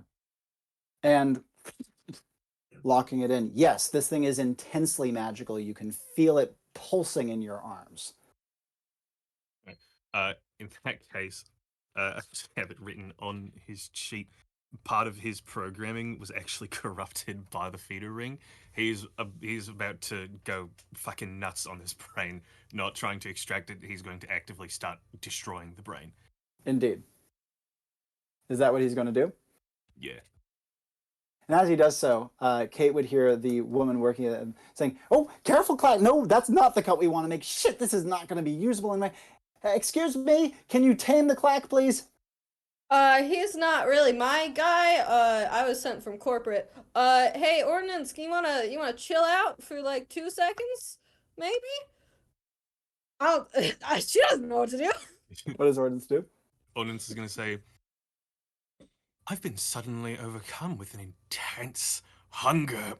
And he's going to initiate a Fura in that moment and just like Indeed. really start fucking up this brain with his beast claws. Okay, you two should get out now. Out. She goes bolting. Kate is deluged with brain fluid. Oh no, come on. I hate that. All the Okay. while, after inciting Fura, all of the arcane in his body is like a deep red. Yep. And as you are ripping this apart, you hear yelling in the corridor outside as people come like a few other people start to come rushing in this direction. Kate, Can I actions try from to you. block the door? Like stand in front of it. Just Yeah, just stand in front of it being like, I am so sorry, there's a situation going on in here. You guys are not allowed to come in for the time being. We have it handled. But it is a dangerous event that you guys cannot come in, and she's gonna like try to like also be like getting shit off of her. It's so gross. Okay. You can see that there is the three people who have come rushing. One is the Donner. Another is the Cutter who was with him earlier, and the third is a woman with a bandana over her face. All of them are looking like intensely high alert. And the Donner says, "What the fuck is going on in here? I hear that your damn clack is ripping up the brain case, and that is really valuable." We understand that that is valuable. The item that we have been told to retrieve from your higher ups is more valuable. And so this is deemed as a necessary sacrifice in order for us to This is obtain it. guaranteed deemed necessary. I guarantee you it is not. It is deemed very important, but not as important as the item we're looking for, and this is necessary in order to find it. You see, the vein has been joined by a second on the other side of his head. And he says, "I will have you know that I am going to write the longest report of my damn career when I get home. And if a single thing you have said to me is wrong, your ass is grass." I would love to decompose into the ground at this very moment, but I have a job to do. And in that moment of statement, I think it would be fucking perfect for Ordinance to just say, "What a delicious meal!" now, Ordinance has ripped the brain off of the top of the room, and he's pretty much like bathing it in the ground as he tears it to shreds. Fluid is all over the floor. It's spilling over Kate's shoes. It's onto the boots of some of the new Setson guys. And you can see that the woman with the bandana kind of picks one foot up and looks over towards the Donner. You hear her say, "Do we really need to put up with this shit?" And you can see that he thinks about it for a second, clearly tempted to say no. I give him a knowing look, as only an equal. Basically, I'm trying to give them the look of two coworkers who have the same terrible boss and know they want to speak up but can't. I'm giving him that look of just like, you know what's gonna happen if you fucking try to mess around. It's not gonna work out for you. It's not gonna work out for me. Just. And after a moment of this little stare down, the woman with the bandana says, let me try to talk to her, okay? It's been a hell of a day." She says, "Go on back, Ev. You deserve a break."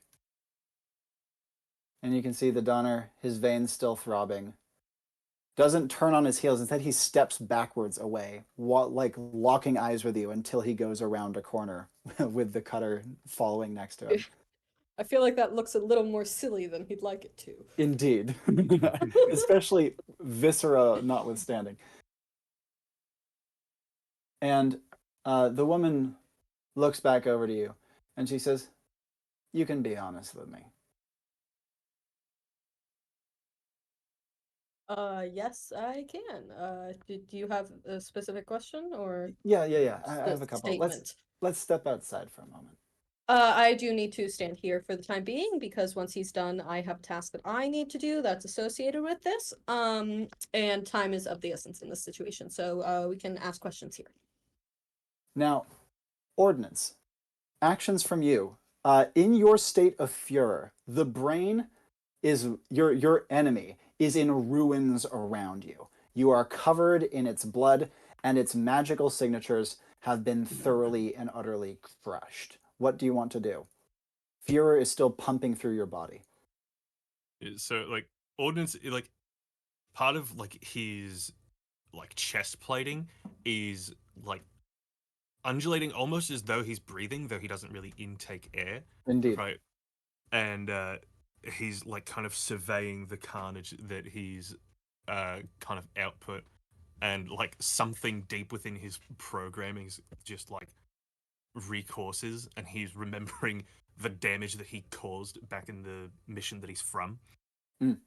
And he's just kind of locked in that state of just like looking around and like hunting for another like source of strong energy. And as you look, you can see nodes in the walls that also pulse with energy.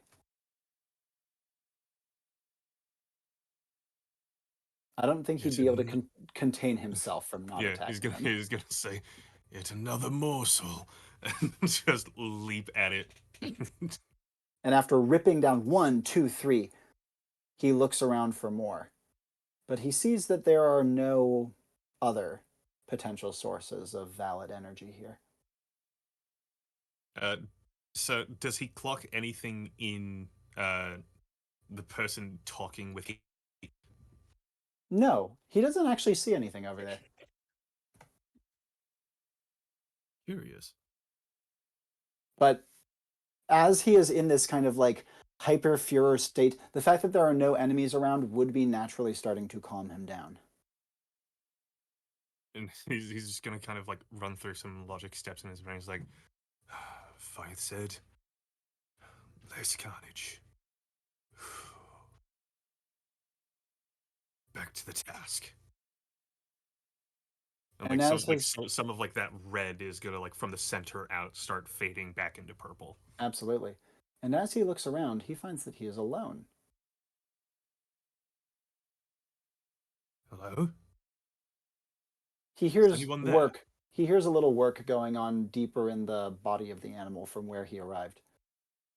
there's still people. There's just no one in this room, no one in the hall immediately outside of it. Ordinance will follow the noises of work.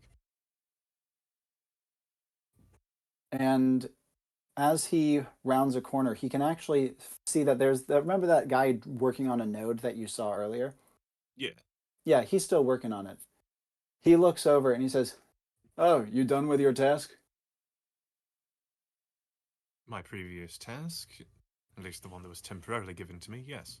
Though my main priority task, I suppose, may not have been completed yet. He says, "Oh, Seem all to right." have lost my senses for quite some time there. You see that he takes something out of his pocket and says, "Clack, do you have a shutdown protocol?"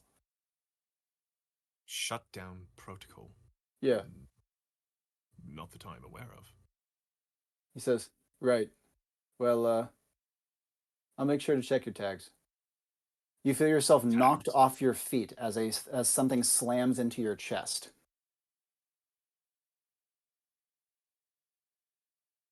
What is this?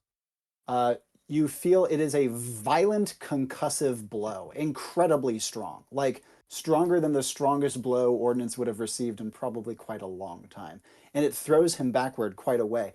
It hit him clear in the chest. But if I understand Ordinance's like vitals properly, I don't think that would be anywhere near a kill on him. Yeah, probably not, because like the main thing is like managing to pierce through the plating, because that would like cause Arcana to start leaking. Indeed. There is a breach, but it is not a severe one. Right. So, can Ordnance like identify where it came from? It came from directly in front of him, and the man was directly in front of him. So the like outer fringes are going to start turning red. You would dare to strike me?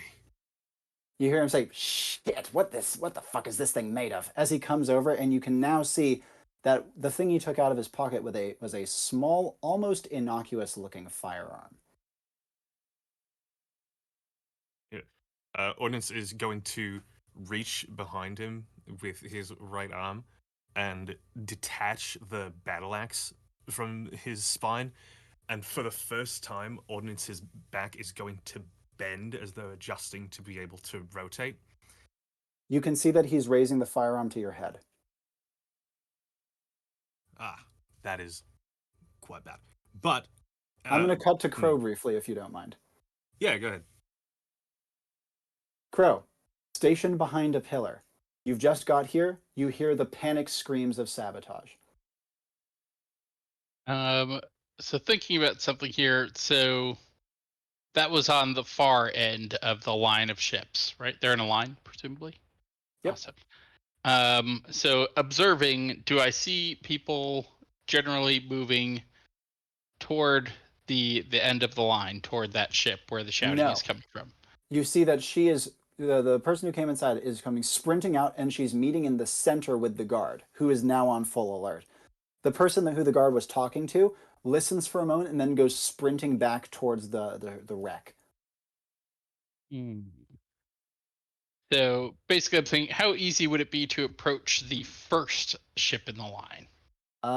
Given that they are in the center, it would be quite tough, especially given their alert level. You'd also have to get all the way over there, and given that the dust is starting to dissipate, you wouldn't have nearly as much coverage.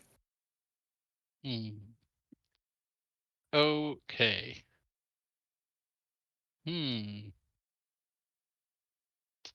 I'm going to hope that this is sufficient distraction for them for the moment then, and try to, as much as I can, move back towards the downed Chell warship thing. Beast, can I do that without being seen? Absolutely, especially because not only are you keeping away from the main line of traffic, but you also have those stony pillars that you can move between. Yeah, that's easily. kind of what I was thinking, kind of using those to duck around. And as you make your way over, by the time you get like into a because there's some variation in the level of the terrain here, and not to mention more of those pillars. So you don't have perfect vision, like an unobstructed line of vision to the ship until you travel for like a minute or two. At which point you can see that it's still there and it's rut a little ways below you. There are still people around it, but you can notice that the people here are not milling about nearly as much as they were before.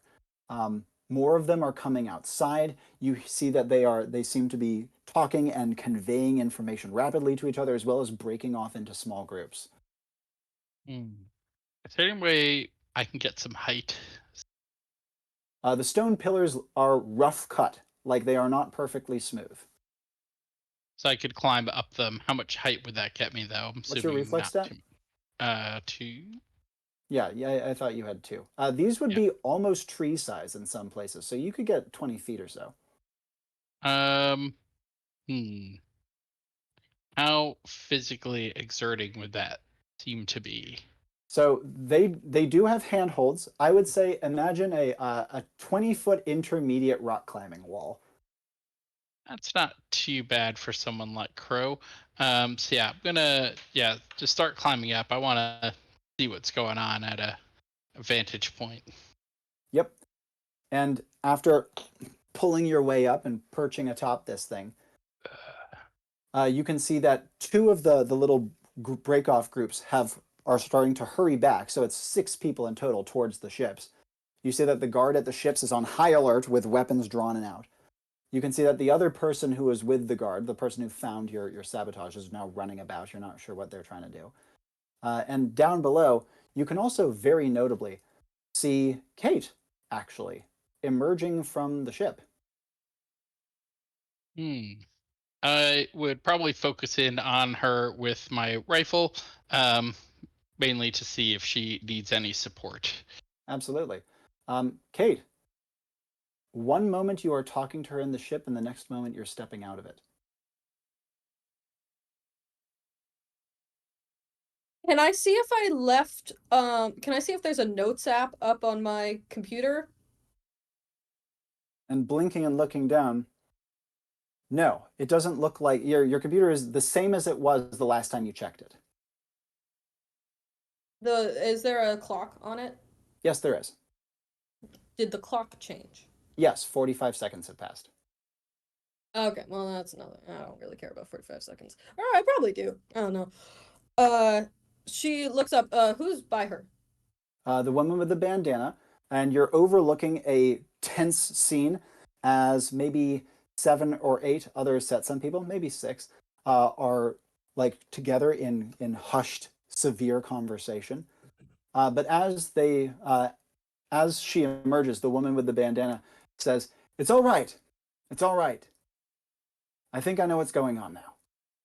And you can see that faces turn over towards her. I would like to also turn towards her. I want to know what's going on. She says, and you can see, again, you can only see her eyes, but her eyes look like relatively calm. And she says, "First things first, I heard something about the ships. We need to get back to them." And then you can see that the Donner says to her, "Yeah, sabotage." And she says, "Sabotage? I think I know what's going on. Don't worry. Let's get back, get suited up, and get out of here." Can I take out my scanner? As you are taking out your scanner, however, Crow, you can see, you can't hear what was just said, but you can see everyone, including Kate, moving over towards the ships. Kate has her scanner held loosely in her hand. She looked like she was taking it out, but then she stopped and started to walk.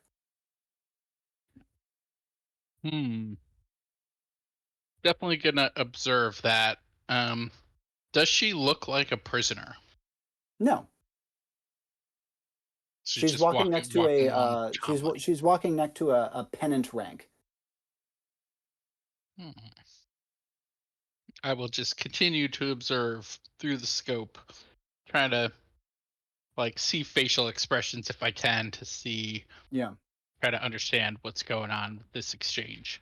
Kate, one moment you were taking out your scanner, and the next moment you find yourself walking towards the ships. You're about halfway there. And a quick check of your clock indicates that 16 seconds passed.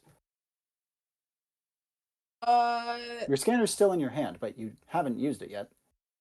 Okay, I want to turn it on as fast as I can. What are you checking for? I'm trying to see if there's a connection between her and the rest of us. You can see that there are threads in the air that look like they're connecting back to her, but you hear her say, "Oh, that's an interesting tool. What does it do?" It allows me to see neural networks. She says, "Oh, they really come up with some great stuff back at HQ. Here, I think we'll have good use for that. Let's just get back to the ships." It's a classified item. I cannot give it to you. As you are saying it's a class of Crow, you can see that Kate looks as though she had her scanner out. You see that there was some like threads in midair for a second, and then her head snaps back front, her scanner goes down, and she keeps walking. Crow's gonna think about this for a second, like, Kate looks like she's possessed or something. What's going on here? And I think he's gonna look much more closely at the woman that was leading the group. It seems She's not even leading, she's at the back. The Donner is the one undeniably leading the group. You notice that the group, unlike they've been before, aren't talking. They did look very serious around the wreck, but now they're not talking as they're moving. The woman who's walking next to Kate, you can see has a bandana over her face, colorful, and she might be talking, but you can't see it through her bandana. Question? Yeah, question? What color is the bandana? Um, at the moment you wouldn't register, but before it went out, you would register that the bandana is kind of a teal blue green with a nice pattern on it. I don't know if Kate has the information that I'm thinking of in my brain. Well, before we go further with that, Ordinance, Okay. Okay, so gun to your head. yep, and I have two kind of things that I want to do. So I see Führer's duration is mid, as is the cooldown of Bloodlust. Is that up again by now? It is not up yet. Not yet. Okay. Well, at the very least, Ordinance wielding his battle axe is going to like open the vents on his arms, and the arcane energy is going to spill forward, becoming the kind of growth effect of warp spasm. Mhm. And he's going to very quickly wind up backwards, like his like whole spine articulating around, and just like a spring returning to position, swing all the way through.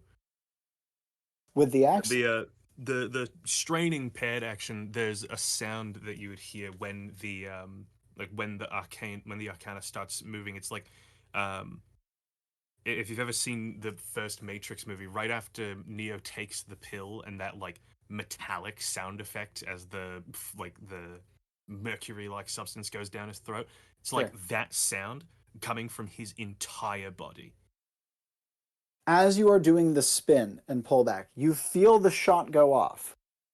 You feel that it hits somewhere in your head case, but it doesn't hit the front. And then you unleash.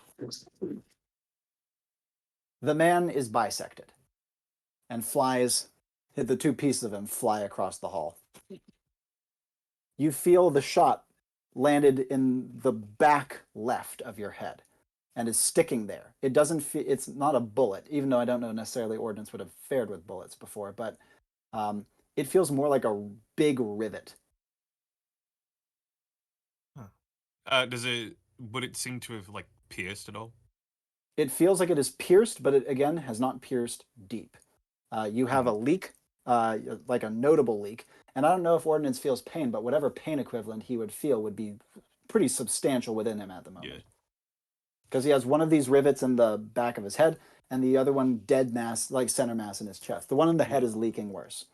So the way the crystalline matrix that acts as his brain works, the arcana actually like fires through it like synapses firing in a brain. Yeah. So if it's touching anywhere near one of those synapses would be like shooting through. If this is like a metal beam, it'd be shooting through like arcs of electricity. So in that case, I would say that Ordinance would probably be far, like kind of like the case of the rail worker who had a spike go through his brain that changed his personality. I think Yeah. Ordinance would be glitching out far more than usual because of this. Right. So, in that case, is Ordnance kind of seeing any of that same kind of signal in the pustule that the guy was working on? The pustule the guy was working on is now on the floor, completely abandoned. Mm. I don't know if he would necessarily see it anymore. Kate's scanner was helping facilitate some of Yeah. what he was noticing beyond him plunging his arms in, but it does look similar to the ones he was fighting before. Are there any of those still intact? Like anything that looks like it would have given off that same signal? Plenty that look like it. Right.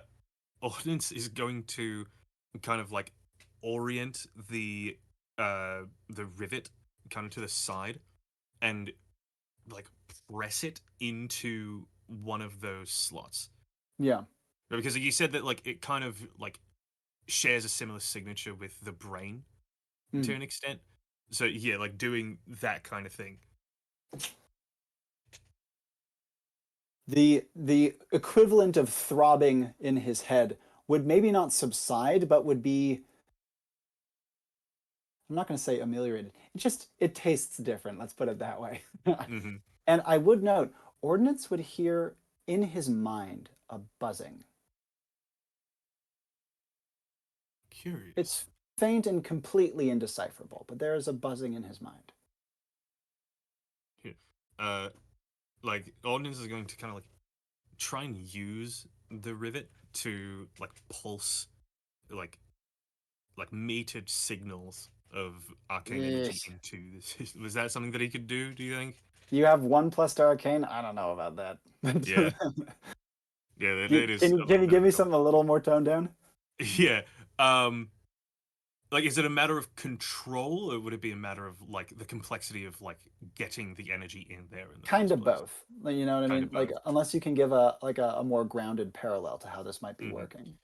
Yeah, because like the way I'm seeing it, it's kind of like uh, it's like a data transfer almost, Yeah. right? I've plugged into this like system, right? And I'm trying to like at least signal to it that like I'm connected to it. Yeah. Okay, so the best comparison I would make is that this would, I know Ordnance wouldn't be charged by a USB, but the, Yeah, the no. comparison is imagine hooking up your computer to a USB via a Coke and it's Yeah. somehow working but only barely. Mhm. And so it's a very, very shitty, messy connection. But if nothing else, he can think and he can try Yeah. to think what he means. Yeah, like And he like still basically would, trying to think like just a message, like the same kind of thought process that would go into like managing his voice, yeah, right? But like localizing that in the crystal matrix, like that yeah. same kind of like signal pattern. And again, he hears and feels the buzzing. It doesn't feel like it changes. It's almost random and scattered and patterned. But what would he like to do from here? Now knowing the kind of like signal contents of the system here, he's going to kind of unplug himself. He's going to leave the rivet in, Yeah, and he's going to like start like as emotionless as he possibly can. Like when he walks around normally, there's like a focus to what he's doing, but now it's just like he's just walking forward towards yeah, what he can understand is out. yeah. I'm not going to say shambling because there's no shamble to a step, but mentally shambling. Yeah. He's still like carrying the battle axe, just like kind of like dragging it along Yeah, that's with kind of what I one hand. imagined. Absolutely. In that case, he can. The way out is quite easy. He does remember the way in, and as he comes out, he sees that the dust has subsided, and because of that, the sun is much brighter. The sky is full of wispy white clouds, and there's no one around the mouth of or like the opening into the creature's body. He can see the figures of people retreating towards the flying ships, which are very obvious to him now that the dust has subsided, but they're quite a ways away. Ordnance is going to like kind of fringe glitch again. He's gonna say, "What anus gave the command to attack me?" The question rings hollow in the empty air.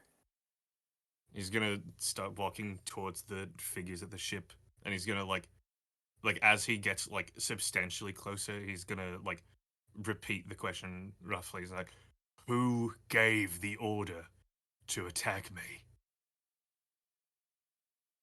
Crow, jumping back over to you.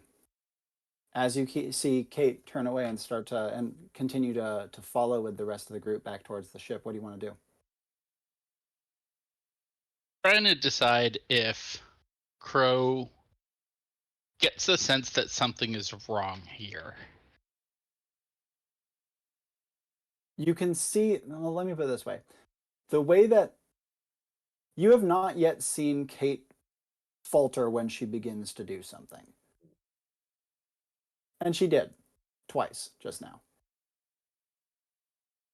That would be the biggest, the main thing that would maybe set off his alarm bells. I think that, and they're heading towards the ship, which again makes me just somewhat think that she has been captured and they're like dragging her away to the ships. Yeah. So she is at the back of the group and isn't being held or bound in any way, which is a little weird for a captive, but not the weirdest.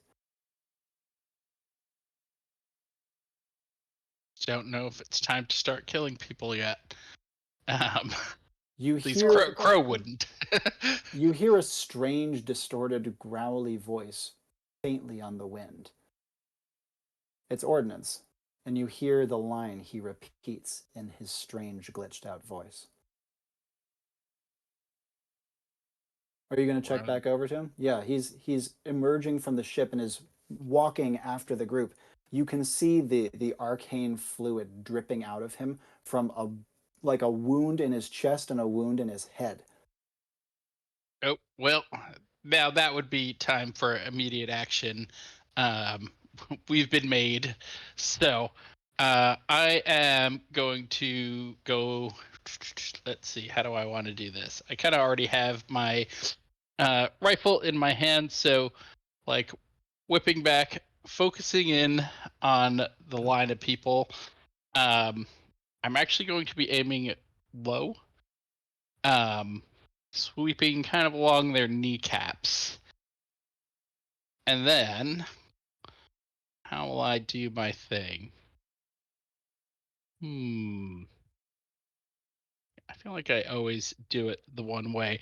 But yeah, I kind of like the idea of the just cocking the lever on the rifle before entering my shootout.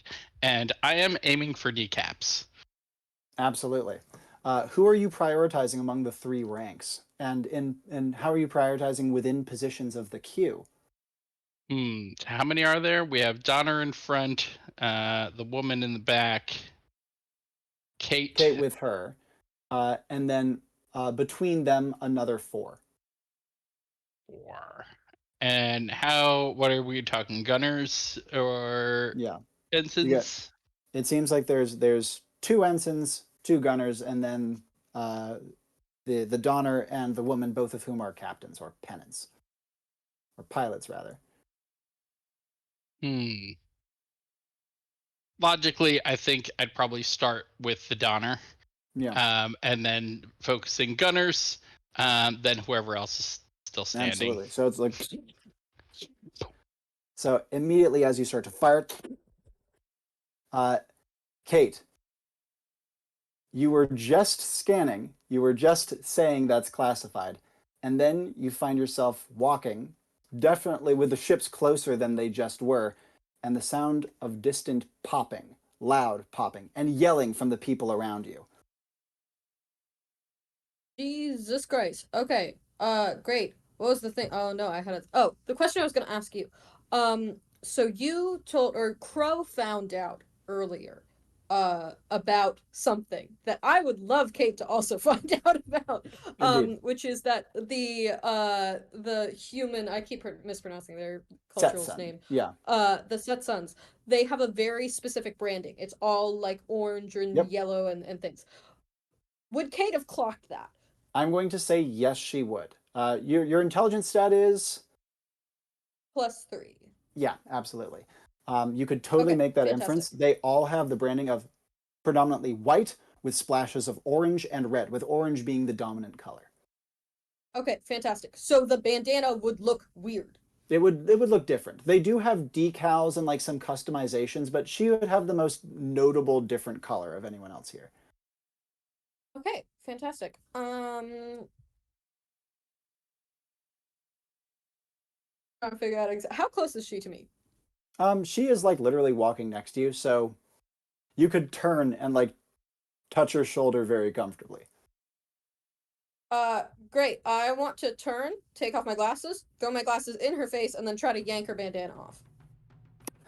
And as you do so, she is actually, before you throw the glasses, you can see that she is turned away from you. So her back is to you, and her body is tense as she's starting to try to duck down and get behind one of the gunners who has stepped between her and what you now realize to be incoming gunfire. Great. Okay. I'm not gonna throw my glasses if she's already freaked out. I'm just gonna try to grab her bandana.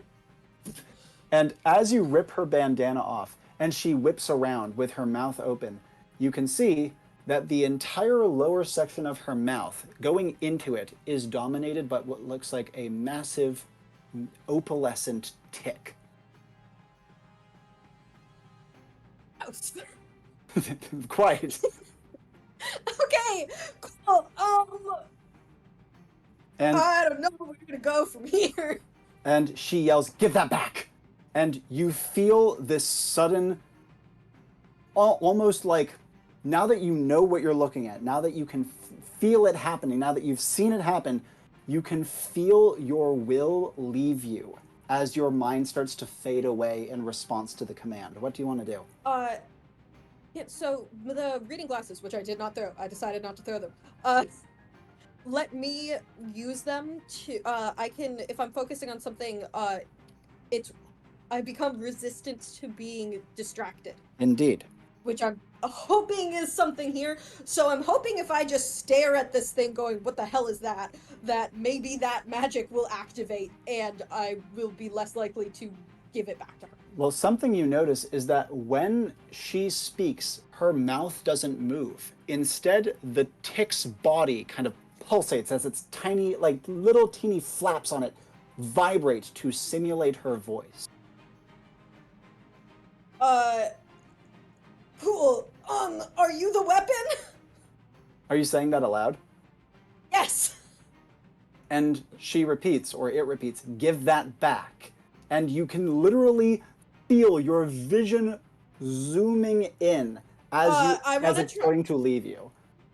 I want to try to throw the thing, like, hopefully it's in a wad, throw it towards where I think the gunshots are coming from, because I think that's probably Crow. The bandana? So I just want to, I want to huck it.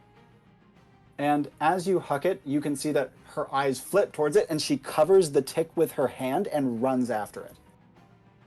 I want to scream, "Shoot the bandana!" And Probably shouldn't scream that loud, it's late. Jumping back over to Crow, you've started with the Donner, and you can see that your first shot takes out his left knee instantly. Moving over, you said you wanted to prioritize who next? Was it Gunners next? Gunners, yeah. Yeah. After the second shot does hit a gunner, but it seems like their body armor is pretty okay, and because of that, it's not a complete takeout. It does give them enough time to pivot around, and you can see that both the gunners seem to deploy personal shields as they bark to have people get behind them. The ensigns do immediately, and the Donner like dives for cover behind one of them. The personal shields seem to bubble out around them, though they don't look like gossamer bubbles, right? They almost look like little hazy patches of air, but clearly defined to your eyes. You can see that just behind them, Kate and the woman with the bandana are struggling for a second, but then you see Kate throw her bandana, the woman turn to run after it, and you hear Kate yell, "Shoot the bandana." Shoot the bandana. Can I shoot the bandana from from considering how much are the shields covering? I guess I've that's the realized question. I've realized I've made an error here. The shields do not cover very much. They cover the bodies of the two gunners plus maybe a foot and a half around beyond that. Okay, so it's like a very like forward-facing thing, not Yeah. like spherical. Exactly. And people have to like get behind them to be in shelter. Okay, what is behind them? Behind them, like immediately behind them in terms of people, or further back than that? More further back than that. Sure. Further back than them, they have a couple of those like rocky columns, kind of like the one that you're perched on. There's a couple Mhm. shrubs, and there is and all of course the furrow of the crash landing. Hmm. Okay. And so this bandana, where is it? The Relative bandana is fluttering through the air, obstructed by a shield. um hmm. Can I definitely tell it's obstructed by the shield? I'm assuming yes, but I Yeah, might try to take a your shot eyes at it can pick out the anyway. distortion. Yeah, I'll and take the shot at it anyway just to see what happens with the shield. And you note that your bullet does pass through the shield. It does seem to be weaker though, like it maybe it's hard to tell weaker, but it seems to maybe break in the shield because there's a like a little bit of a spray where it hits the dirt beyond, and also kind of like light refracting in water, it glances off at an angle, Hmm. even as So it passes through. so penetrates, but oddly. Um, Yeah. Seeing that, I would try to focus my shots at the bandana. And you can see that even as your bullets break as they pass the shield, them opening up into almost like a buckshot spray actually starts to hold the bandana as it drifts towards the ground. You hit it 1, 2, 3 times, and it becomes a Swiss cheese. All right. Proud of Immediate. myself that I hit the bandana. I'm now waiting for my badge to ping. And before we jump back to Kate, Ordinance. uh, yeah, As you Ordnance shuffle, growling, what do you want to do? while approaching, once the gunfire starts, and as soon as Ordnance kind of clocks it, the fringes of red are going to go away and give way completely to purple, and he's going to look kind of towards where the fire is coming from. He's going to say, "Gunshots, groovy," and he's going to plant his battle axe into the ground, take out his spatha in one arm, in one hand, and uh, like actuate the beast claws on another. Yep. And is Fura currently available? Fuhrer is up. All right, he's gonna go into a Fura and just start fucking people up in that group. Sprinting towards.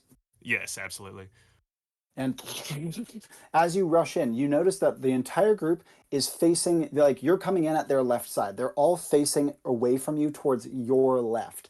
You can, the ones that are directly closest to you, you can see one very well armed one, and then you can see a couple of not so armed ones cowering behind. But in Führer Brain cares about threats. And then other things are also nice to kill as well. And so because of that, unless Ordnance feels very strongly otherwise, or you have a way to spin it otherwise, he's going to be aiming in towards the heavily armed one.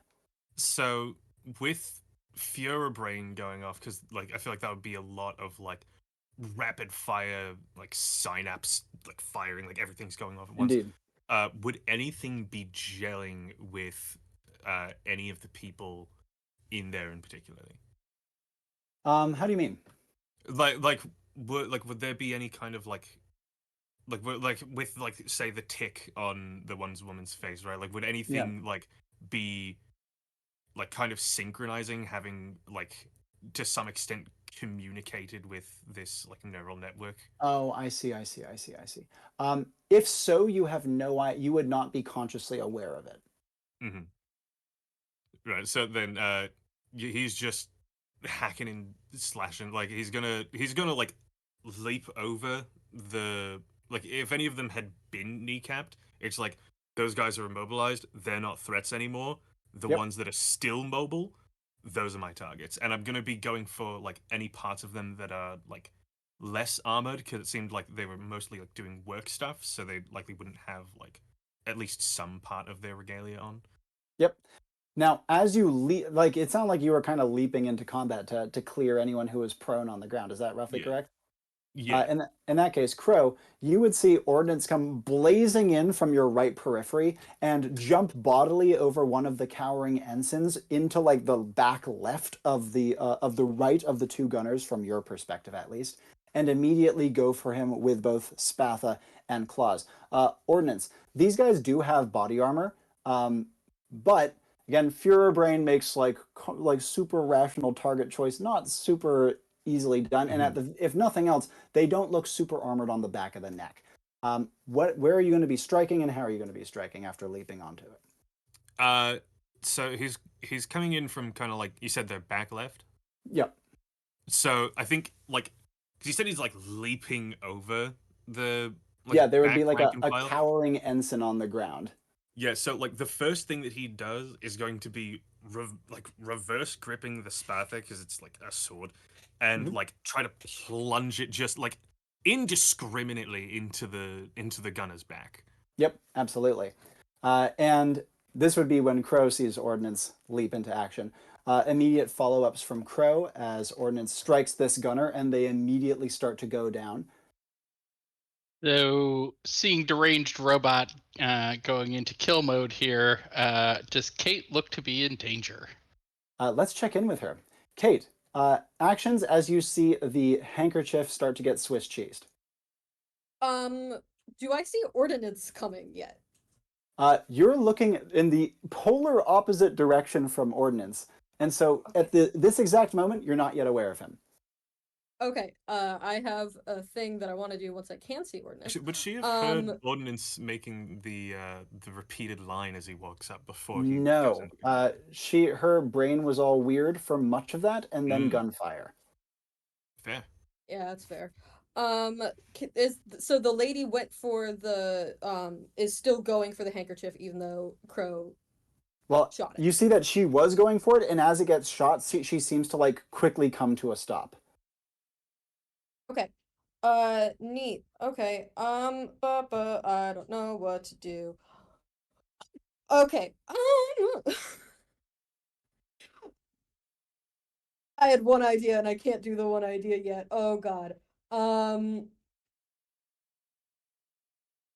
Hide from bullets, I guess, is number one thing. is Crow shooting everybody? So hide? It's like the only thing I can think to do. Are you gonna hit the other deck, or do you thing- have a more sophisticated plan for hide? Do I notice the shields? You do notice the shields. Okay, great. I'm gonna run into the shields, and then shout, "There's a bug on her face!" Getting behind the closer or the further shield? Whichever one is closer. That sounds great. Closer for sure. In that case, a battle fury ridden Ordnance leaps over your head as you are cowering behind the nearby shield guy, dripping fluid on you as he does so. Yet another different type of fluid to add to Kate's arsenal. I hate that.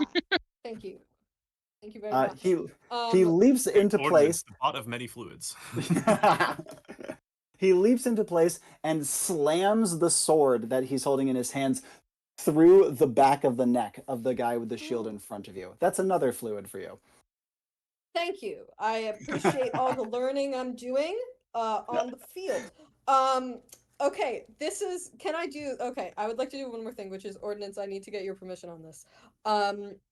You are a programmed creature, correct? Yes. There is programming running through, like, facilitating a lot of this. Would you say then the biggest enemy to you is bugs? The biggest enemy to Ordnance in this moment is quite literally the largest thing. If Ordnance clogs the iridescence of the tick, that might be something that's like, that fucking thing is weird. But, like, other than that, it's just, that thing, it's like, that person is large, die. Like, I was going to ask if you would be okay with me fun facting that you hate bugs. If you don't want to, because that is a character thing, That is completely fine. But I thought I'd ask just in case. Interesting as it may be, Ordinance doesn't really have preference towards or against anything, as That's what he I is. was thinking. Yeah, because That's the fair. relic, the relic that powers him isn't actually attuned to anything. It just it basically just has raw arcana. Like, Do you need a moment to think about this, Mary? Because I want to briefly pop back to Crow to see what he's Oh, doing. you're all good. I'm just gonna hide in a corner, I think, basically. Indeed. That's what I'm gonna Crow, do. to answer your question, Kate was the one who Ordnance leapt over to kill the shield bearer. What would you like to do from here with that knowledge in mind? So, looks to be in danger, I'm assuming. Possibly anyway. So I don't know There's a how massive deranged he explosion is. while you were considering this, as the pillar that you were on is taken out by one of their breach launchers that they described earlier. Ooh. Do I get thrown off the pillar? The pillar goes out from under you with a massive shuddering quake, and you start to plummet down. Okay, I'm gonna try and like surf it down a bit and then Yep. jump off as it gets closer to the ground. How are you going to make the landing into the soft, dusty earth? Probably sort of a like what's the word? Um, like a parkour roll, like you know how Yeah. like I forget what you call it. It's like a spring. You like land and roll. Yep. To like absorb the impact force. You know. Yep, absolutely. And after doing that roll, you hear gunfire from the opposite side from the first time since you started your shooting, like seconds ago. This has been very, very fast. And as you hear shooting, what do you want to do? Probably rifle up, see if there's anybody to shoot back at. Absolutely. And you can see that the other gunner, who Ordnance is not murdering, is now trained in on you with their SMG looking thing, and is firing away at speed. It chunks out heavy rounds, which take up huge gouges of dirt around you, though they do seem to be inaccurate. Interesting. Well, I've still got my rifle out, so just gonna sight down quickly and go for a headshot. And as you fire out, because of the distortion of the shield, it breaks up your shot and it glances out over his helmet. Doesn't seem to do anything. And in response, you take one to the shoulder. The force of this thing is enough to actually send you spinning onto the ground, and you've been hit by what feels like a big rivet. So it doesn't go through you.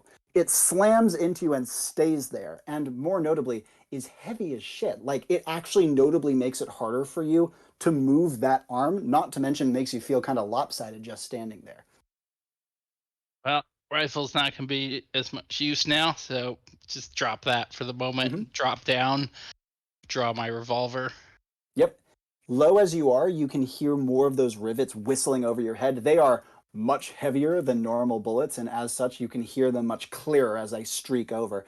Ordnance, over to you. You have stabbed guy in neck. Next biggest threat seems to be to your right. What do you want to do?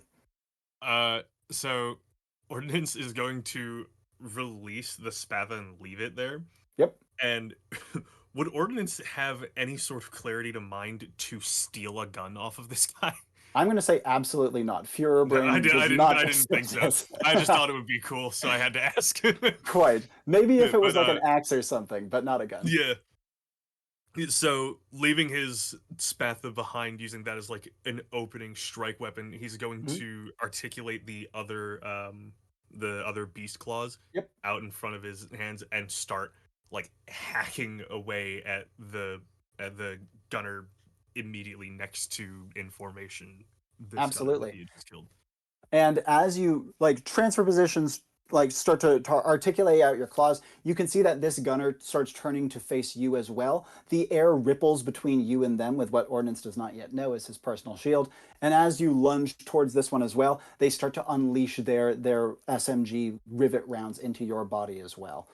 You feel the heavy rounds slam into you and actually slow your, like literally, as you start to jump out, the impact force of these things kind of kills your momentum in its tracks. So what do you want to do from here as you get hit by like 3 of these? From this range with the momentum that Ordnance has, could Ordnance slash this guy's arms off? Or like at least like into his like holding arms?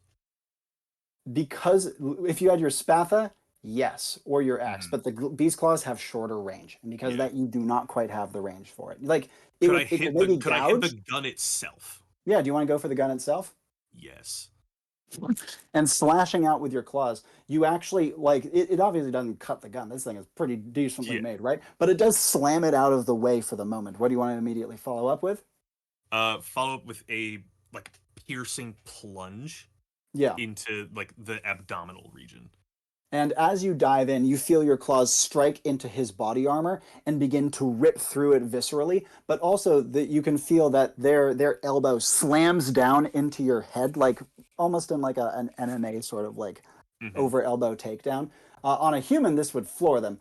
On you, you are not floored. Immediate follow-ups after being thudded in the back of the head. What do you want to do? I will note though, it does drive the rivet that you were shot with in the head earlier deeper. Yeah, so now Ordinance has pretty much gone batshit crazy. Yeah. And he's actually going to lean into not like into like against it, but like flow with it. Did the piercing strike, did that like cut through the armor? It got through a chunk of the armor, but again, quite well made, even though light, modern style battle armor. And so because of that, it hasn't bisected him in the way that you did to the guy earlier. Ordinance is going to like follow through in the thing, pull his one claw down to the earth to give him like a grab, but the one that's in the armor, he wants to pull as hard as he can straight down. Like with the like using the force of the elbow to his head, fall with it and pull down. Kate, standing not too far away, sees this awful scene. Hey. Follow-ups from her. She is currently on the ground. The guy she was carrying behind initially is now dead in the dirt. His shield is no longer protecting her. The other guy who has a shield is being attacked by Ordnance and has just had a horrible rip form from his stomach down through his loins. From here, you All can right. see that the other people who are around you are running. They're just fleeing. There is, however, an exception. The woman with the bandana. She has caught it again, and she is holding it over her face as she turns to Ordnance. Okay. I don't know how quickly I can do this, but I would love to it says mere seconds. Okay, great. Can I use knowledge is power and find a book on or a like PDF file on disrupting sounds? Absolutely. But as you are getting this information, I'll let you think of the power. Since it isn't instant, Oh, I it's know it. seconds, she does have time to speak. Clack, stand down immediately. Ordinance is your- does not recognize the input of clack because that's not his like actual designation. Well, more I would importantly, think. Führer blocks it. Yeah. There is not even a slight test on his mentality because of the Führer. And because of this, do you have a suggested like a pitched magical effect for this knowledge's power? What are you going for with this? Yeah, I would love to be able to blast music out of my laptop. Yeah, I'm okay with this. Okay, great. Like real loud, like louder than a laptop should be. I want it to like some sort of funky 80s thing where there's like random like drums that don't make sense. Fuck yeah, we're getting an 80s Vice theme for Ordnance slaughtering people. Drown out whatever nonsense is going on with the bug. Absolutely. And you can see that after she says this, music starts to play. She yells it again, though the music drowns it out partially, and she gives up and starts to bolt towards the ships. Now, before we go further with this, Crow, you are on the ground, and you are in like a prone position with your arm pretty much completely incapacitated, but you do have your revolver in your right hand. What do you want to do? So yeah, what did I see? Did I see the guy get somewhat eviscerated? Yeah, he's having a very, very bad time with Ordnance, though he did put multiple like rounds into Ordnance. All right, and Kate looks reasonably Hard to safe find on the her for a ground. moment. She's hard to find for a moment until her music starts blaring, and then she's very obvious. And then I see one of them bolting. No, you see all of them bolting. Every single Right. person besides Kate is running the hell away from the murder robot. How many are there? Remaining 4. Um, 3, actually, because the Donner is downed. Nice. Do I see the bandana? You do not. She is running away from you and has it over her face in front of her. Okay, then I'm just taking pot shots at people running away, whoever's closest, and still going for, well, maybe ass shots now because, like, Indeed. larger target. And you can see that after popping off a couple of shots, one person does go down, and you can see one of the other like fleeing people turns and runs back over to see if they can help them. Excellent. They get shot too. Oh. Takes a couple other shots to take them down. But then at this point, you hear an I think that may be considered an actual war crime. but at this point, you hear a streaking noise and an explosion as another of their heavy weapons is fired from the ship area, from the gunners over there. And instead of hitting you or anyone around, it hits the ground and kicks up an enormous amount of dust. A massive plume of dust, as thick as when you first arrived, is kicked up over your specific area. Crow, immediate reactions to this. Duster up. Yep. This protects your face and actually also magically shields your eyes to some degree. Yeah, try to see what's going on the battlefield and try to move forward. Probably to protect Kate, honestly, Absolutely. since Getting she to seems her. most vulnerable. In that case, Ordinance, over to you. After ripping through this person, immediate follow-up actions. They are still on their feet, though they are no longer resisting you. So I had stated that I planted the other claws into the ground beneath me, right? Yep. I'm going to use that as a point of leverage and pull through, like, basically beneath his legs to get Yeah. behind him to, like, where at this point it's like, okay, it killed the other guy, it'll get this guy too. Stand up and, like, claws out to the side, slash around. He's gonna stand up, like back facing him, Mhm. put his like arm out and swing around to slash at like roughly his neck, like the nape of his neck. There's another spurt of blood, and the man finally drops in a heap. It's So at this now, point that there's a facing, streaking noise. Oh, pardon? would now facing in that direction, would I see the fleeing bandanaed woman? And as you are turning, you do see one person fleeing, another 2 people down, another person down very close to you, and then there's a streak and a burst, and dust is thrown up everywhere.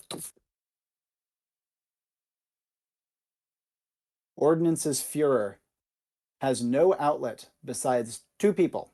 There are 2 people nearby to him. One is a prone person on the ground, and another is another prone person on the ground. Oh, nice. They seem like comparable threats, and there is one who is closer. What will Ordinance do? His Führer brain wants to kill. Yeah, I'm gonna go for the closer one. Is his bloodlust active? Like, is it up in this moment? Bloodlust is up. What do you want to do? So, would it have been up before like the pull through action? It would have been, but I don't think I can retroactive on that. Okay, that's fair. So Ordinance is going to like start a bloodlust and like try to plunge into the person and like pull their like viscera to him. The bloodlust activates. You hear the person on the ground give kind of like not even a groan or a gasp, just kind of a sudden grunt. And as you are coated in them for the moment, what do you want to do from here? They are absolutely dead. Ordinance is gonna start approaching the other person. Yep. Kate. There's a burst and dust flies up around.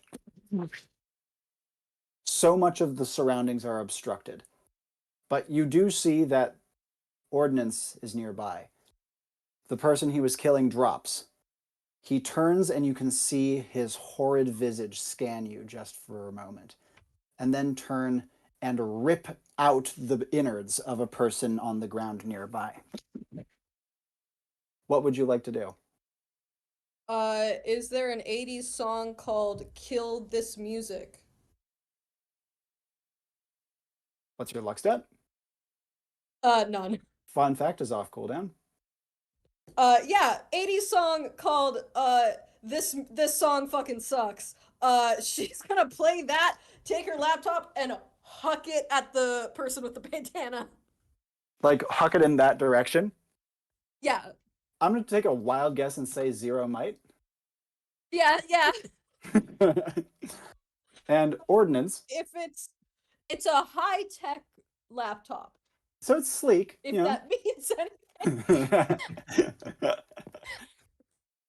And Ordinance, your Führer brain would... Oh, yes. And I somehow use catalog as I'm throwing it to make it go further. Because catalog makes things fly around. Okay. Tell me on it. There's a lot of dust in the air at the moment, right? Indeed. I don't like the dust. Dust is messy. I can't see the lady I'm trying to see. I would like to sort things into dust on the ground, things I don't want to be killed towards me, and things I do want to be killed in that direction.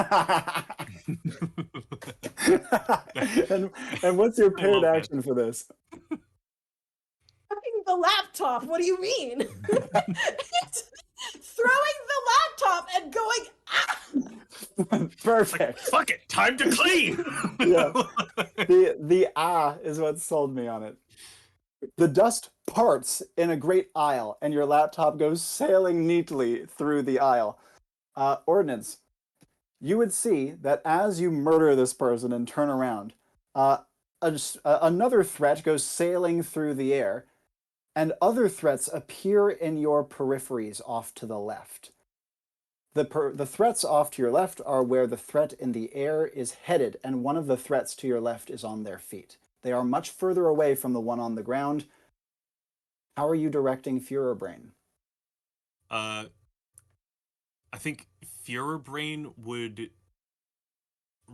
probably recognize the fast-moving threat first, because it's like, this thing is immobile, that thing is fucking booking it, that is a bigger threat in this moment, I'm hitting that thing. Yep, absolutely. It also is making quite the challenge to your authority at the moment in terms of its raucous noise. Mm-hmm. And Ordnance bolts after the thrown laptop.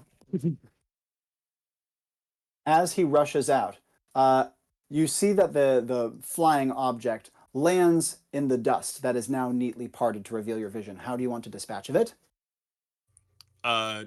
Just pierce through it on the floor. Yep. And from there, in front of you, there are now 3 close targets. 2 on the ground, 1 on their feet. The one on their feet is the furthest away. The one on the feet is still the greater threat. Yep. And so I'm gonna go for that one. And as you do so, you hear there's another sharp smack as you feel that you are struck by another projectile. This one hits you high in like what would be the hell this thing, trachea on a normal human body. But in Führer, you are not knocked asunder by this relatively small arms fire as compared to the SMG. And from here, how are you going to approach? Is this just a full booking it at them at complete sprint? What do you want to do? Yeah. Would it be possible to instigate warp spasm to give like bursts of distance with each stride? What'll that look like on your body? A similar kind of method where like the arcana is like venting out from like openings in the plating and like basically coating the exterior of Ordinance's legs and like physically pressing off further than his legs are. So like Ordinance's leg is in the air, the arcana is still pushing against the ground for like a half second maybe. Yeah, absolutely. If that much. And what's the paired action? Because obviously you normally need a moment of tension and flexing. Yeah, so the paired action would be like there's that similar kind of noise as it like floods out, and Ordinance like bends down fully and like embracing the wounds that are in his chest. Absolutely. If that makes sense. That does make sense. Before we see the result of that, Crow, you have made your way through the dust to a point where suddenly the dust kind of seems to break in like an aisle, and there you find Kate on the ground with Ordinance sprinting away from her. What do you want to do now that you are close by? So yeah, get her to Kate and be like, you all right? Fine. There's the thing is a bug. It's in her mouth. It's in that lady's mouth. And I want to point. Right, the handkerchief. I shot it. Yeah, no, Nothing happened. it's the handkerchief's covering it. You have to shoot in her mouth. All right. No problem. And can I see my target? Well, that's a great first question. This injury is awful, and the pain of it is making it quite difficult for you to focus. Had you not, remind me your resilience stat? 1. It's 1. Yeah, that's what I thought it was. Had you not 1, you might be unconscious already from the pain of this thing. But you can see that she is pointing towards Ordnance. There are 3 people near Ordnance, 2 on the ground and 1 on their feet. The 2 on the ground are the ones you shot. Right, so the woman's still standing. Not actually sure about that. Hmm. It's not particularly clear which one of those 3 Kate is pointing at, so you could get a clarification. Just tell me which one to shoot. Is it it's the one that's running, right? And it's so hard to tell. The one who's running is actually turned back and is shooting at Ordnance with a small arms weapon. But now that she's shooting back, there's no handkerchief or anything over her face. And where's my laptop? My laptop got sorted into a group of people that I want dead. Your laptop got thrown, and now that you're looking, it got thrown some of the way there and then was ripped to shreds by Ordnance. Okay, that checks out. Okay. Shit. Can I try to use my reading glasses to like see further or see the lady I'm thinking of? And or like, do I remember her hair color at all? Yes, you would. That's actually a great point. Her hair color, now that you remember it, was kind of a dirty blonde. And you do see dirty blonde hair on the ground. It's the closer of the 2 people on the ground and the one who's facing away from you.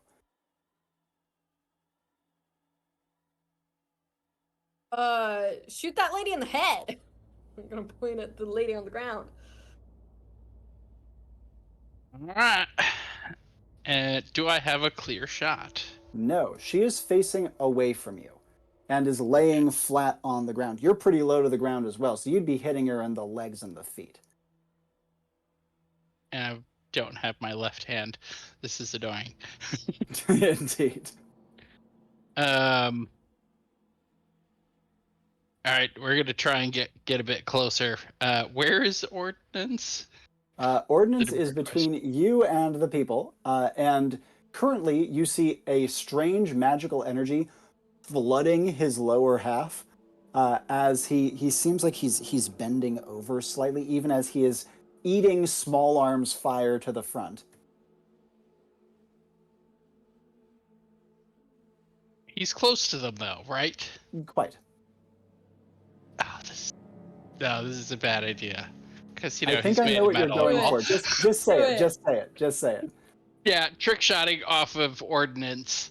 There you go. Such a bad idea, but it's all we got. So yeah, we're gonna trick shot off of Ordnance. Yep. And I need a bouncing off of him. Yeah, let's hear that flourish. That's gonna be an important one here. What is he doing? He's like gearing up for Yeah, he's gearing up. That's a great way of putting it. Yeah. Probably nothing too crazy here. I've already got in hand, so just give a nice little twirl. Oh, I don't have my hand, so I can't fan hammer.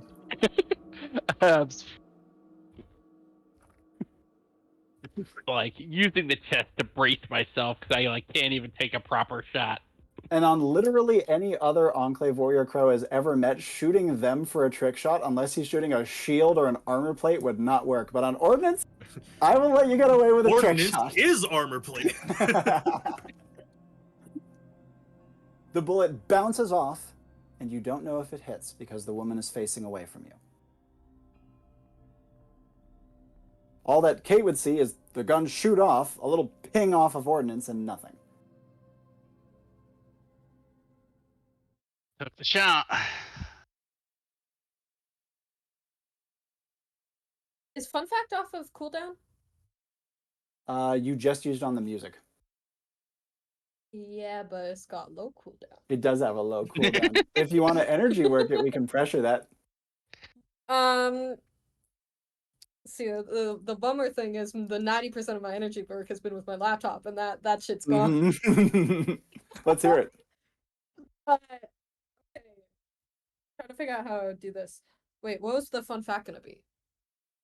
Do you need a I moment have to no think? idea how I would do that. No, because I had this fun fact for a while, and I was like, I'll use it when it feels right. But it Yeah. required my laptop. My laptop's gone. This is a nightmare. I think she like looks at Crow dying. God, there's a bit I want to do, but I'm not gonna do it. Looks at Crow dying, and then has like this sudden flash of like remembering from like the like I don't know how she would remember this, but she has some sort of remembrance of if she technically works at Enclave and isn't an agent, maybe she has a little extra knowledge about what's going on, and I think she remembers, oh, the host can't last more than 20 minutes. The host. I'm hoping that it's a host, but the body can't last more than 20 minutes. That the weapon is inside? Yeah. See, this is going off of me making an assumption about what's happening, but there's a bug in her mouth. So I need you to give me more on the energy work. Paired action specifically. yeah, that's fair. God, because the only thing I can think of right now is this joke that I had in my head, but that's not going to help me in any way. You never know. I'm not. Because no, the joke I have is Kate taking out her scanner, scanning Crow's wound, and going, "Yep, that hurts." Irrelevant to this, but very funny. Yes. Oh my god, yeah, I don't know, because I think Kate might be useless without her laptop at this point. Like, I think maybe once she levels up and is on a few missions, she might have her own shit going on, but I think right now she is like all laptop lady. Well, how she does hugged she her laptop. if she's lost her laptop, how does she feel about that? Is she panicking? Sad. I think she would. Yeah, I honestly, yeah, all of her shit's on there. Like, even if like Enclave's gonna provide her a new one if she survives, she's probably gonna survive. I mean, probably. I mean, that's you know, you don't know, but you know. But like all her shit's on there. Like, she's got to re-download all her software, and that means she has to go to IT for them to put in the password for her to log shit down. Like, Oh it's god, take not forever, and IT. A fate worse than she's got death. things to do. As somebody who works in IT, it's true. So yeah, I think she's completely panicking because she did her one distraction, which means if Ordnance comes back, they're dead. Crow's out. Can she pick up Crow's gun? Hey, Crow, do you have an extra gun laying around? He would probably not allow you to pick up his guns. He might hand you his Bowie knife, though. Great, she holds it. This does not. Well, how would you ask for the knife? That's actually quite relevant. Oh my god. No, she's not that type of person. I think she just looks down and goes, I need something. I need something. I don't have my laptop. I have fucking nothing. Can I have something? Can I have something? Please. Yeah, draws like an absolutely massive 11-inch Bowie knife that's practically a short sword. And like, well, here, protect yourself with this. It's like, Fantastic. Thank you so much. Right. I think Kate's useless right now. I'm gonna be real. I will I accept. cannot figure out a way. I will accept your fun fact. That's just because we took enough time doing bits for it to get up. It was the panic. The panic is what I liked. And so let's hear you cement that, because you do have to declare it. Yeah, I think she's panicking, she's freaking out. I have nothing. Oh my god, she holds a sword. She's like, dear God, I can't fight anything. What am I supposed to do with this? And then she goes, oh wait, we don't have to fight it. It's gonna die in like 5 minutes. And Crow, what would you say? Gonna die anyway. We just gotta pin it down. Yeah, I Think we guess if could- it doesn't get on the ship or if it doesn't jump bodies or something like that, I don't know. Jump bodies. The bug! It gets in people. Let's squish Crow, it then. what are you going to do upon hearing that? Yeah, it's like, we gotta squish it. Might fly away or something. Can we see? Shot didn't make it yet. No badge ping. If you see, actually, since you're squinting out, Crow would see a tiny little silvery glint on the dirt between the body that you trick shotted into and the body laying next to her. An ordinance. Let's talk about Ordinance. Ordinance. Warp spasm activates. Yes, excellent. Has the bloodlust ended? Do you wish to preemptively end it, or are you going to try to keep it up?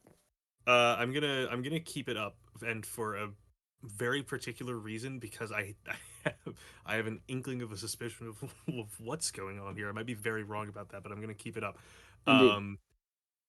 Ordinance is going to lunge forward into the person in front of him. Yep. And I don't know when the bullet hits, but if it hits at the right time, kind of using the impact of it in his leap, and going straight for basically just arm forward, doesn't matter what he hits. He's like, I'm moving fast enough, this is gonna fucking do it. You're doing these massive leaping lunges. You see them turn and flee like a coward, and then you're on them. You've knocked them to the ground. So I feel like the duration of Furor, it's been active for a good bit of a while. It feels like a good bit, but it's actually been a very quick sequence, and so because of that, it's still going. Okay. So there's functionally no sense of mind in Ordinance, but he can still see and identify things, right? You can. So just for me as a player knowing, just because it is very important if this is the person that I killed, is this the kind of techie person that was commenting on Ordinance when they first got here? Yes, very good. I had a feeling, because if Ordinance recognizes that, something very interesting is about to go down. You knock them to the ground, and in so doing, their face would be pinned to the ground sideways, such that you would recognize them. So, seeing this person's face, who took interest in his construction, in his craft, and all manner of everything that he is, right? That is something that would that would resonate with him, because that is the style of his, that's the MO of his creator, Fyeth. Mm-hmm. And I think he would see her in that person, recognizing who it is for just a moment, and see Fyeth in them, and it would not fully snap him out of Furor, but give him a moment of pause and almost remorse, but not quite enough to stop things. Do you wish to to end the bloodlust as well? Yes. Okay. With that, then, as the healing of effective bloodlust is drawn into you, that healing would end the Furor on top of what you're describing. Yes. So In And seeing as this, with, you're pretty much on top of Mhm. her, pinning her to the ground as she is hyperventilating in place. yeah, and he's going to start like profusely apologizing. No, no, I did not mean for. This isn't right. What? And he's going to look at the two bodies besides this one. Yep. And as he looks down, he sees a strange glint of silver. One of the bodies is clearly dead. Her head has been shot, and there's viscera on the sand around it. The other one is definitely not dead, but now that you look at them, is playing dead. Terrified, laying in place. And Ordinance is seeing the glint of silver, like, on this person. This glint of silver is on their head. You. What did you do? And the person on the ground says, I didn't do anything, I promise. Ordinance is going to grab this person and lift them to their feet. The person you are pinning or the person with the silver? The person with silver. Like Ordinance like pulls the For blade clarity, out it was the person you were pinning who said that in response. Who said oh Yes. no, I was addressing the Oh, what of did course. you do to the She person didn't on the know. ground. Oh She didn't yeah. know. It's like no, not you. You. The person turns ever so slightly to look at you, petrified. And you can see that the little silver thing is moving down towards their mouth. And is she still wearing the bandana? No, there's no bandana to be seen. In fact, unbeknownst to Ordinance, this is a completely different person. Interesting. This person just stares at you in terror, not speaking. In this moment, Ordinance is looking for a person to blame, and like because he just doesn't have the concept in him that like he could do this, right? Indeed. And so he's gonna the fringe glitch is gonna start again, but like it's a further fringe, like it's not like just on the fringes, it kind of goes in further, and he's like, useless sack of flesh, and like step away from the person and like basically just start like stomping this person in the face where the silver is. And Crow, as you look over, you see the glint of silver, and then you see Ordinance come stomping over and begin to curb stomp the person on the ground that the glint of silver has climbed onto. Ordinance, as you stomp, you feel your foot crash into the silvery thing. It snaps and shatters effortlessly. He's gonna continue stomping. He's like, why would you make me do this? I made a promise. And as you do so, the woman who you had pinned earlier, you hear her whimpering and softly saying, please stop. We didn't. There was nothing. You're on our side, aren't you? I am here to carry out a task. You hear a roar. All of you hear a roar. As 1, 2, 3 of the jets start to take off.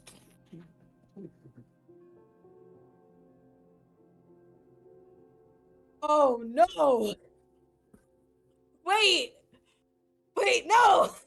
Wait! Oh no, I think Kate is saying this out loud and going, what if that wasn't the thing? Crow, responses to this? She is next to you as she says this. Oh, you're muted. You're muted. There we go. Better? Yeah, you got it. Yes? Yep. All right. Sorry. Yeah, problem. probably say, or it's not the only one. No. Damn, 3 ships took off. Probably no vulnerable things to shoot at. You Anybody can see else? that their launching outriggers are smoothly like sectioning up to connect with their wings. The noise of Okay. them is unbelievable and is also kicking up dust again. And as they take flight, with Ordinance stomping and stomping, and the woman on the ground whimpering, Ordinance hears her say, "No, come, I'm still alive!" Oh, And as she says that, you all feel your badges ping.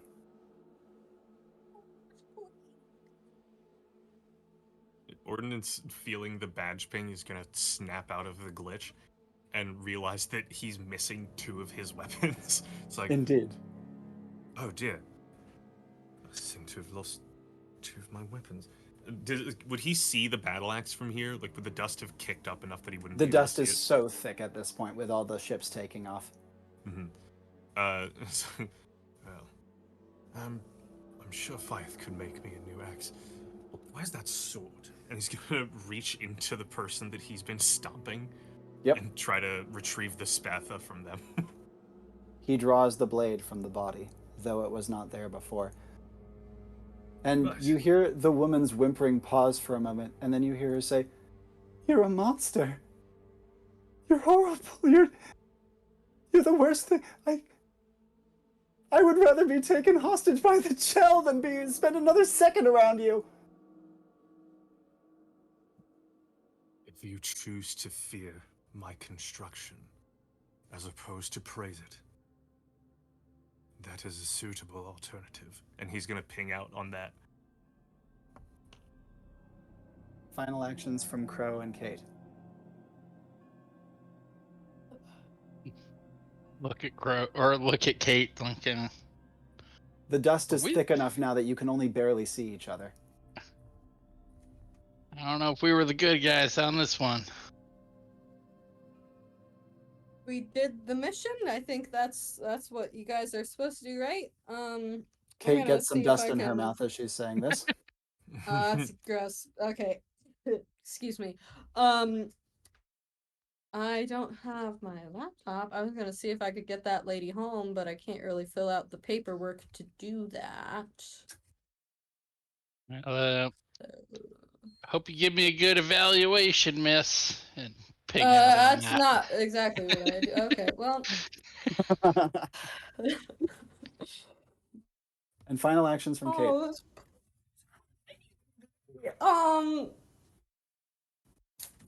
You hear another roaring, and the dust parts as more plumes up, and you can see that the jets have turned and are flying like helicopters in a circling formation with all weapons trained on your area.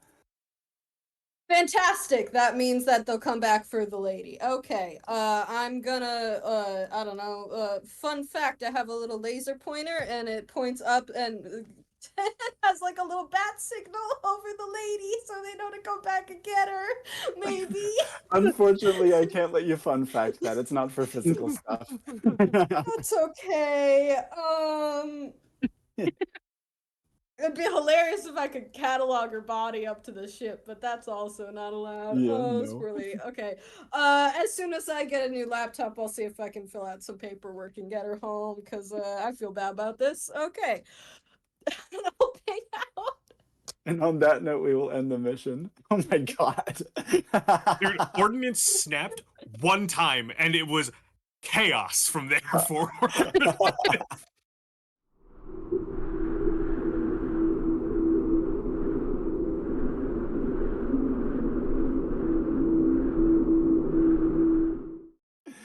Oh god. That is exactly what I wanted Ordinance to be. It's like, Good. he's pretty calm and collected most of the time, but the second shit goes south, it is going to hell. Like, Well, as soon as you got shot in the head, I'm like, okay. Obviously, for a normal person, they're just dead. For you, you gotta have something bad go. You have to have something yeah, bad it's like something's happen. about to go down. And Yeah. there was a moment where Whew. like Crow acknowledged Ordinance, and I was thinking to myself, if Crow walks down here to like form up behind Ordinance, that is the worst mistake Dead. Crow could possibly make. Dead. Ordinance would have grabbed him by the throat.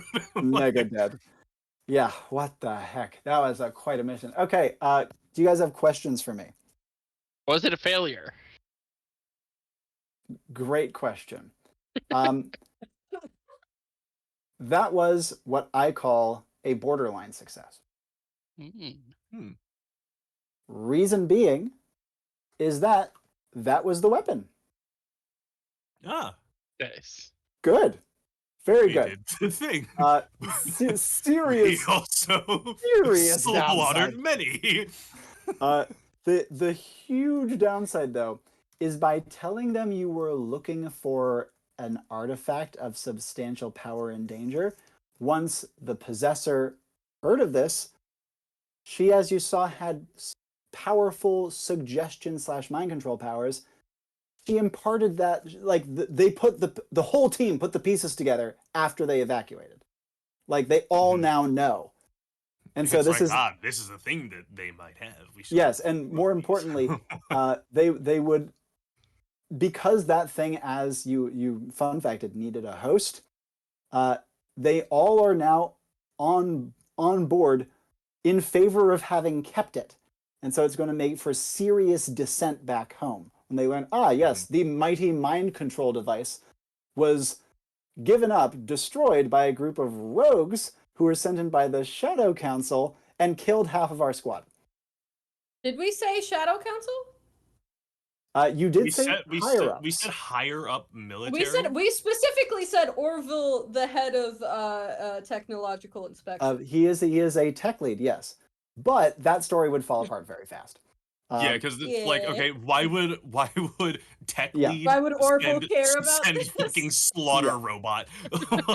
But I will say, at the very least, the Shadow Council would not be directly implicated. They would be heavily suspected. So that's why I'm calling this a borderline success. You are right. You did not say that specific name, even though everyone would think it. And so I would say borderline success. Tight, though. Really freaking tight. The big risk with your plan was telling them why you were here and telling the truth about that. Because that meant as soon as they started to unify, bad news bears. Like they would immediately be on the same page. And that was part of the reason why you may have started to notice when shit started to go down. It wasn't actually Crow's sabotage attempt that did it. I don't know if you picked out the action that really started to make stuff go wrong. But there was something else to it that I don't want to go super much into, just in case we end up revisiting this plotline. So I will keep that one under my hat for now. But do you guys have other questions for me?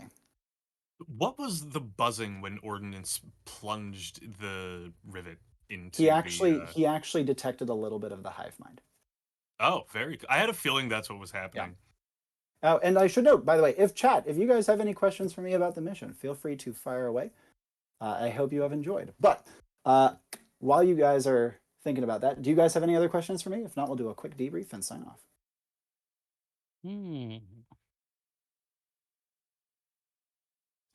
I have a kind of question. So, which one of them, like, how many of them before we showed up were like aware of the item? In my plans, 2. There was the woman who it was possessing, so to speak. And I will note, it was not truly possession. She was conscious of herself. She knew what was going on, and she was like, holy shit, this is huge. And the other person was the first person she tried to possess, or mind control, rather, who let her do it willingly. And hence why they were in on it. And in case you were interested, it was one of the people running back and forth delivering stuff. Interesting. And so I should note, when the sabotage thing came through, and then that person came sprinting back and told her that was one of the things that set off the chain of events. But again, there was another piece to it as well. Other final questions? By the way, Arik in chat says that he really likes how Ordinance is robotic and that it's really cool. Yeah. I was actually curious. What was like the actual instigating event for the worker who was cutting the like cyst out of the wall to attack Ordinance? Mind controlled. Yep. Understood. She was just like take out the clack. So I clocked that like, pretty well then. Indeed. It's like someone gave that order. It's like this is not something that's just like, do you have a shutdown function? No. Okay, I'm gonna shoot you. Yep. Like, And you that may doesn't notice seem that one of the critical. big benefits Ordinance had is he doesn't work like any of their robots in their land. Yeah. And so they were treating him very differently. And it's like, okay, if I shoot this thing, it's going down. It's not going to be a problem. Yeah. I picked that up when she tried to order Ordinance around and say Indeed. it's like clack, stop that. And it's like Ordinance doesn't know what a clack is. Like he can Indeed. infer that, but not in the slightest. I had it such that even if he was one of the design ideas I had is that Ordinance, even when not in Furor, would have been almost immune to her mind control. Almost. And so just because like she doesn't know how to interface with like that kind of being. well, also just the nature of his lack of biology also helps a lot with that. So that was one of the places that I tried to fit Ordinance in, because of course Berserker against futuristic tech usually means you need to give the Berserker some help, and that was one of the ways I tried to do it in this case. Plus their cultural assumptions of what a robot did and was like. Final questions?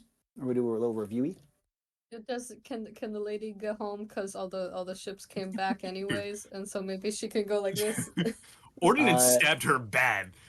Like...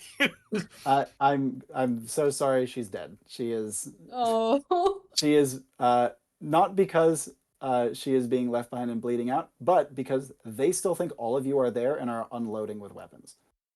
Oh, that's very sad. Okay. She got riddled with their weapons. Yeah, she got glassed. Friendly fire. Very, very sad. She for it was a great moment though. For a symmetrical term, she got bombarded with ordnance. I think that sounds like a mission name to me. Yeah, bombarded with ordnance. Yeah, that's actually great. I like that a lot. You know what? We'll discuss that at the very end. But to do a brief rundown of the characters, Crow. Hi, Crow. It's great to see you again, man. I wanted to, since I've played with Crow so much, and he's the highest level character in the group, I wanted to give him something that would be a challenge for him, right? And with their tech, and with their coordination, and with their weaponry, I wanted to make sure they were a tough fight. He contributed quite substantially. Like I said, the sabotage was not the thing that tipped them off, but it did force them to act faster than they were ready to act, which was only a good thing. Imagine if they had just executed both of them inside. Very bad. And so, Crow running interference and then perfectly timed shootout, you needed to do it before they got close. I thought that the way that you facilitated Ordinance killing them was absolutely mandatory, and your instincts to protect Kate were good. I think that breaking off of the group was really risky. If you guys hadn't dropped the critical information that you were looking for an artifact and had that get around, I think staying with the group probably would have been the much more optimal play. But given that was the strategy that ended up happening, it ended up being the correct play, in my assessment. So as usual, Crow is awesome. We love Crow. He is consistently fantastic and contributes tons to missions. Yay, Thanks. Crow. Yeah, I'm glad that I challenged him so much with this one. Yeah, that was definitely a tough one. Really, if you notice, I held standoff. Yes, mainly for Ordinance. Yes. It was basically my last-ditch effort to stop Ordinance from killing one of us. Gunslinger Berserker is a really good combo. Really good combo. And it's kind of precisely because of that. Yeah, because like stand up, like even in a situation where like the combat is largely over, if the Berserker is still in Furor, you can at least attempt to like pause their advance on you with a standoff. Yep. And maybe like try even to calm them down that way. Yeah, depending on the standoff, you might even blank the Furor if you're good. But it would be a tough one. Just a great class combo, and I thought you played it very, very levelly, as you always do. Kate, what a fun character.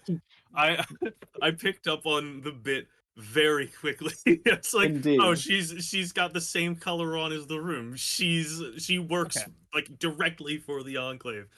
That's even talk to her. Awesome. Yeah. I love the bit I thought you played into it hysterically well. Her like middle management HR rep thing on mission was very funny and completely appropriate. I like how distinct of a character she was. You know what I mean? And her combination of like complete fish out of water, this is disgusting and kind of spooky and panicking, and yet at the same time, her like confidence was great. And frankly, you use your scholarly raiment so well. The authority buff on that, like the I know what I'm talking about thing. That's the only reason any of that got even close to working. Now, I will say, Ordinance gave some great supports during your little social bit, but that scholarly raiment play was fantastic. Reading glasses play was fantastic as well. Oh yeah. You picked up on exactly what I was kind of hoping that you might get on this mission. Your fun facts were like, yeah, you play the librarian brilliantly. I love the gimmick. I think she's a fun character, and your use of your items, especially once again, your scholarly raiment was excellent, really great. How does it feel playing it? A little odd. I'm still trying to figure it out because I had this idea for this character for a while, and she was a lot more intense, and I was very tired today. So it changed. It changed what she was going to be. I still got to work out a couple kinks because there's some things that I have a tendency with all of my characters to freak out whenever combat happens. And that is, I think, the nature of me. I need to figure out if it should be the nature of all of my characters. Indeed. The answer is probably not. For Kate, I think it fits but as of now. At I least. think it's okay. We gotta have you play a berserker sometime, Mary. Yeah, that's what I was thinking. I'm not sure I can do that. Or if I did, it would be a very interesting berserker of it. Manic like berserker. Yeah, maybe Or, someday. yeah, it would be panic berserker or something like that. yeah. Because like, yeah, rage has many forms. Like Ordinance's rage was largely going batshit crazy. Yeah. But yeah, we'll have to see how she evolves. We've talked a little bit about the plans for her, exactly what's gonna happen. Yep. But yeah. Also, I might change the name every single time because she Great. doesn't That would be technically have a name. So we'll see. No, I love it. Great first step. I will say, when I designed the mission, I was like, okay, it needs to be a heavy combat mission for these two combat classes. How do we make sure the librarian doesn't get murdered? And I've tried to make it such that the cultural and kind of military expectations was that, civilian, we gotta get her back, or like make sure she's okay, escort her, that So sort of he thing. threw that prospect out the window immediately. Indeed. Like, no, we're not Yeah. civs. It's stupid. Yeah. And that complicated it substantially. You were quite close to death. Though admittedly, half of it was Ordinance. So Yeah. Honestly, throwing off Ordinance with the like fast moving object, absolutely crucial move. If you hadn't done that, Ordinance would have stabbed you in the head. I fully thought the first person you went for was me. I and that also I was thought that dead. for a minute. I know I was you so did. scared. Like, I was just like, okay, that's it. This was a fun run. Yeah. I guess I'll be another nameless Enclave person. But fortunately, the positioning brought him further worked away out. from you. Yeah, the position. I had a saw feeling you. that's how it I worked saw out. you freaking it out. Yeah, like I had a feeling that that's how it worked out because like I was working it out in my head and I was like, well, hold on, I was all the way on the left, Kate was pretty much all the way on the right, and like all the way back. I'm at the front, so the person nearest to me can't be Kate. Exactly. I saw you go through that. And speaking of which, Ordinance, wow, that is one of the most unusual characters I have ever seen. Like, That's what I was going for.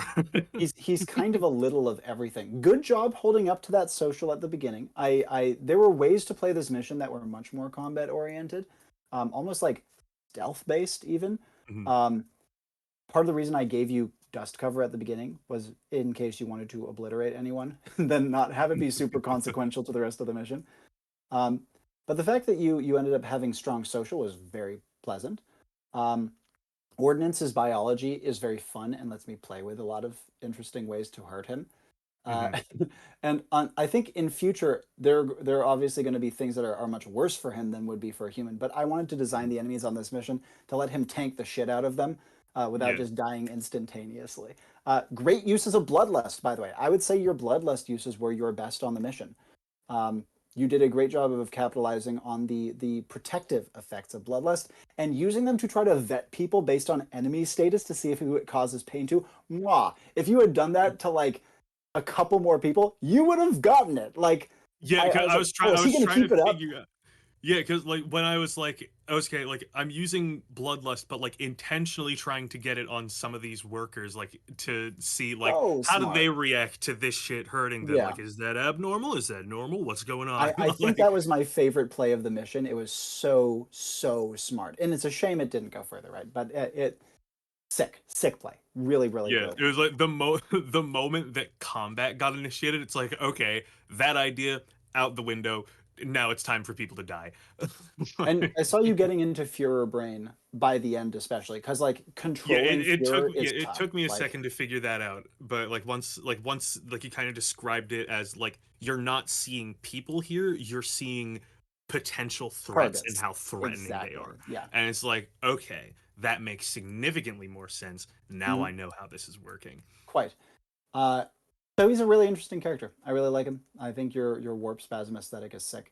And his weird Jekyll and Hyde routine, Mhm. I think, is quite memorable. Yeah, I took notes for that from from like kind of a passive character in Warframe who like kind of does a similar thing, but like Mortis. it's not like it's not nearly as like violent outbursts, right? It's like every now and then he'll like spaz out, say something completely off the cuff, and then like cut right back into it and be like, ah. Like, Yeah. so Well, I was kind of going for like that kind of vibe. I think you've done a great job of making both of these characters never want to see you again. Yes. And and I feel like you keep this up, and you're not going to have a single character who Crow will ever want to see, which is Yes, hilarious. absolutely. That is a success in my book. Yeah. If I can get the wild skeptic to despise my characters, yes. That's so fun. Do you guys have? I'd love to hear your thoughts in the same order of Detour, Mary, and Gemini. Any final thoughts from your perspective about plot of the mission, how you played other people's characters, that sort of thing? That would be awesome to hear. Yeah, I mean, I'll definitely echo. Loved Ordinance. Thought he was a ton of fun. Really well played, and just a very interesting concept for a berserker. So I thought that was super Yeah. cool. Definitely would not mind. Like I said, Crow might mind, but I personally would not mind. um, yeah, that was a lot of fun. Hemlock would like him. Yeah, Hemlock would get along super well. Blood everywhere. It's great. And yeah, the cool mission. I was definitely a little worried, because yeah, just like, what is it? Who do we kill? We don't know. I was really worried that they were going to get away, which is why I was like, well, I can sabotage the ships. What I saw didn't what you were do, going for. I By the way, considered. I knew you were going to try that, which is why I made it hard. Like, Yes. So what I was really gonna try, and I was like, no, this might be too dangerous and get myself killed, was go up to one of the gun turrets and turn it against their own ships. ooh, that's a sick idea. You know, that actually maybe could have done it. Yeah, especially if I was gonna Ooh. consider energy working it to be a shootout. Oh, that would have been so sick. Oh, that would have been Shit. rad. Oh. Holy shit. But Okay. I I mean, if you had also done thought it would that, get me killed. if you would have done that, I would have been like, okay. If you It's pulled like, it all off, right, Mission's more over. power to mission's you. over. Yeah. My job here is done. You broke my mission, whatever. Great. All right, next That's time, sick. I'll be more bombastic. So Mary, any yeah, other thoughts from you? Yeah, this was great. Crow's solo stuff was absolutely amazing. I didn't even think of taking out the ships. That was brilliant. That was so smart. Seriously. And then and then Ordinance was like, oh my god, that was so much fun. Like destroying the brain was disgusting, and both of y'all were gross. Y'all did gross things, but they were very, very cool. Just great plays. And the mission was wonderful. I don't need to sing Robby's praises. Yeah, please don't. You know you're he good at this. knows. Focus on each other. And Gemini, what are your thoughts? Yes. I love both of these characters that I was on mission with. They're both super cool. I love Crow's strategy of like being the like lone wolf, like splinter operative, right? And Yeah. like Kate's play into like just like the character acting of like I work for the Enclave.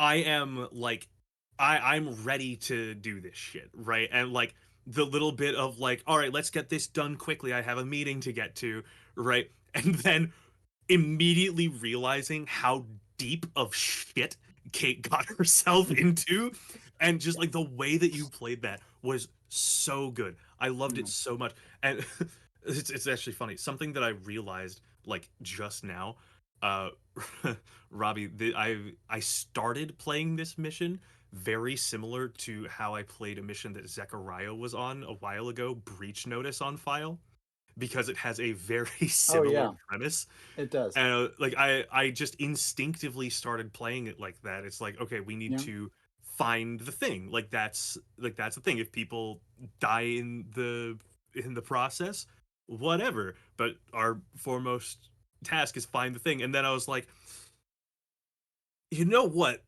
That brain's looking kind of juicy. And then everything went downhill from there, and it was great. I loved it. One final thing I forgot to mention about Crow is that Detour, your positioning is so commendable always. And as I will always say, on a gunslinger, positioning is the most important thing. Like That was. Sorry, if I can interrupt. yeah. That was something I noticed on this one. Like I've played a few missions with Crow now, but I've never realized how much mental mapping you have to do and how bad Mhm. I personally am and how good you must be at remembering where imaginary objects Yeah. are in an imaginary, like it was Yeah. absolutely insane. Detour's insane at that. He's so good at that. So highly commendable. You guys are all commendable. You know I love you. You know I love hosting for you. And I think that brings us to the end. For mission name, uh, Bombarded by Ordnance is what we are going with. Ordnance bombardment. It's great. Ordnance Bombardment. You know what? We're doing it. Ordnance Bombardment. Lovely. I'll take it. You really queued me up to like really slash that dude's balls off. Like, No. you really queued me up for that. I was like, I don't know if Robby is doing this on purpose, but this is what's gonna happen. It wasn't on purpose for anything beyond logic. Like, Yeah. that's what would happen. Good Lord. So, with that, we come to the end of this mission. For all those who are watching, thank you so much for watching. I hope you have enjoyed this. It was a wild one. My players are fantastic. You guys know you're great. I'll ask you to plug anything that you want to plug in a moment. But first, let me plug Enclave Discord server. Please come join us. Please play the game. We would love to have you. You can buy Enclave on Etsy if you want to. You can watch actual plays on my YouTube channel as well as the DDG YouTube channel. And most importantly, huge thanks to DDG for hosting us. They are fantastic. Catch them on Twitch. Catch them on YouTube. I have been super grateful for how wonderfully they have hosted us for the last several months. Let's say our goodbyes. Feel free to plug anything you would like to plug. Same order we've been going. Detour, take it away.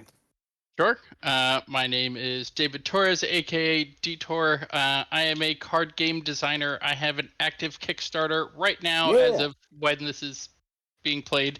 It is Kickstarter / project / Detour / Scrapbots. Hope you check it out. Absolutely. It's a great game. I can highly attest to it. And Mary. My name's Mary May. Drink your water and take your meds. And lastly. Thank you for having me. I have been Gemini Starfielder. I stream right here on Twitch at Gemini Starfielder.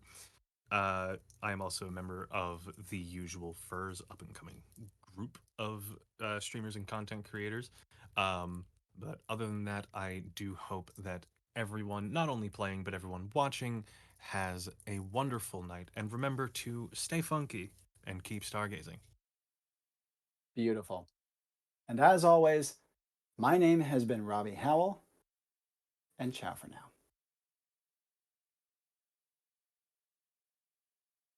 Yeah. We did it. Ooh-wee.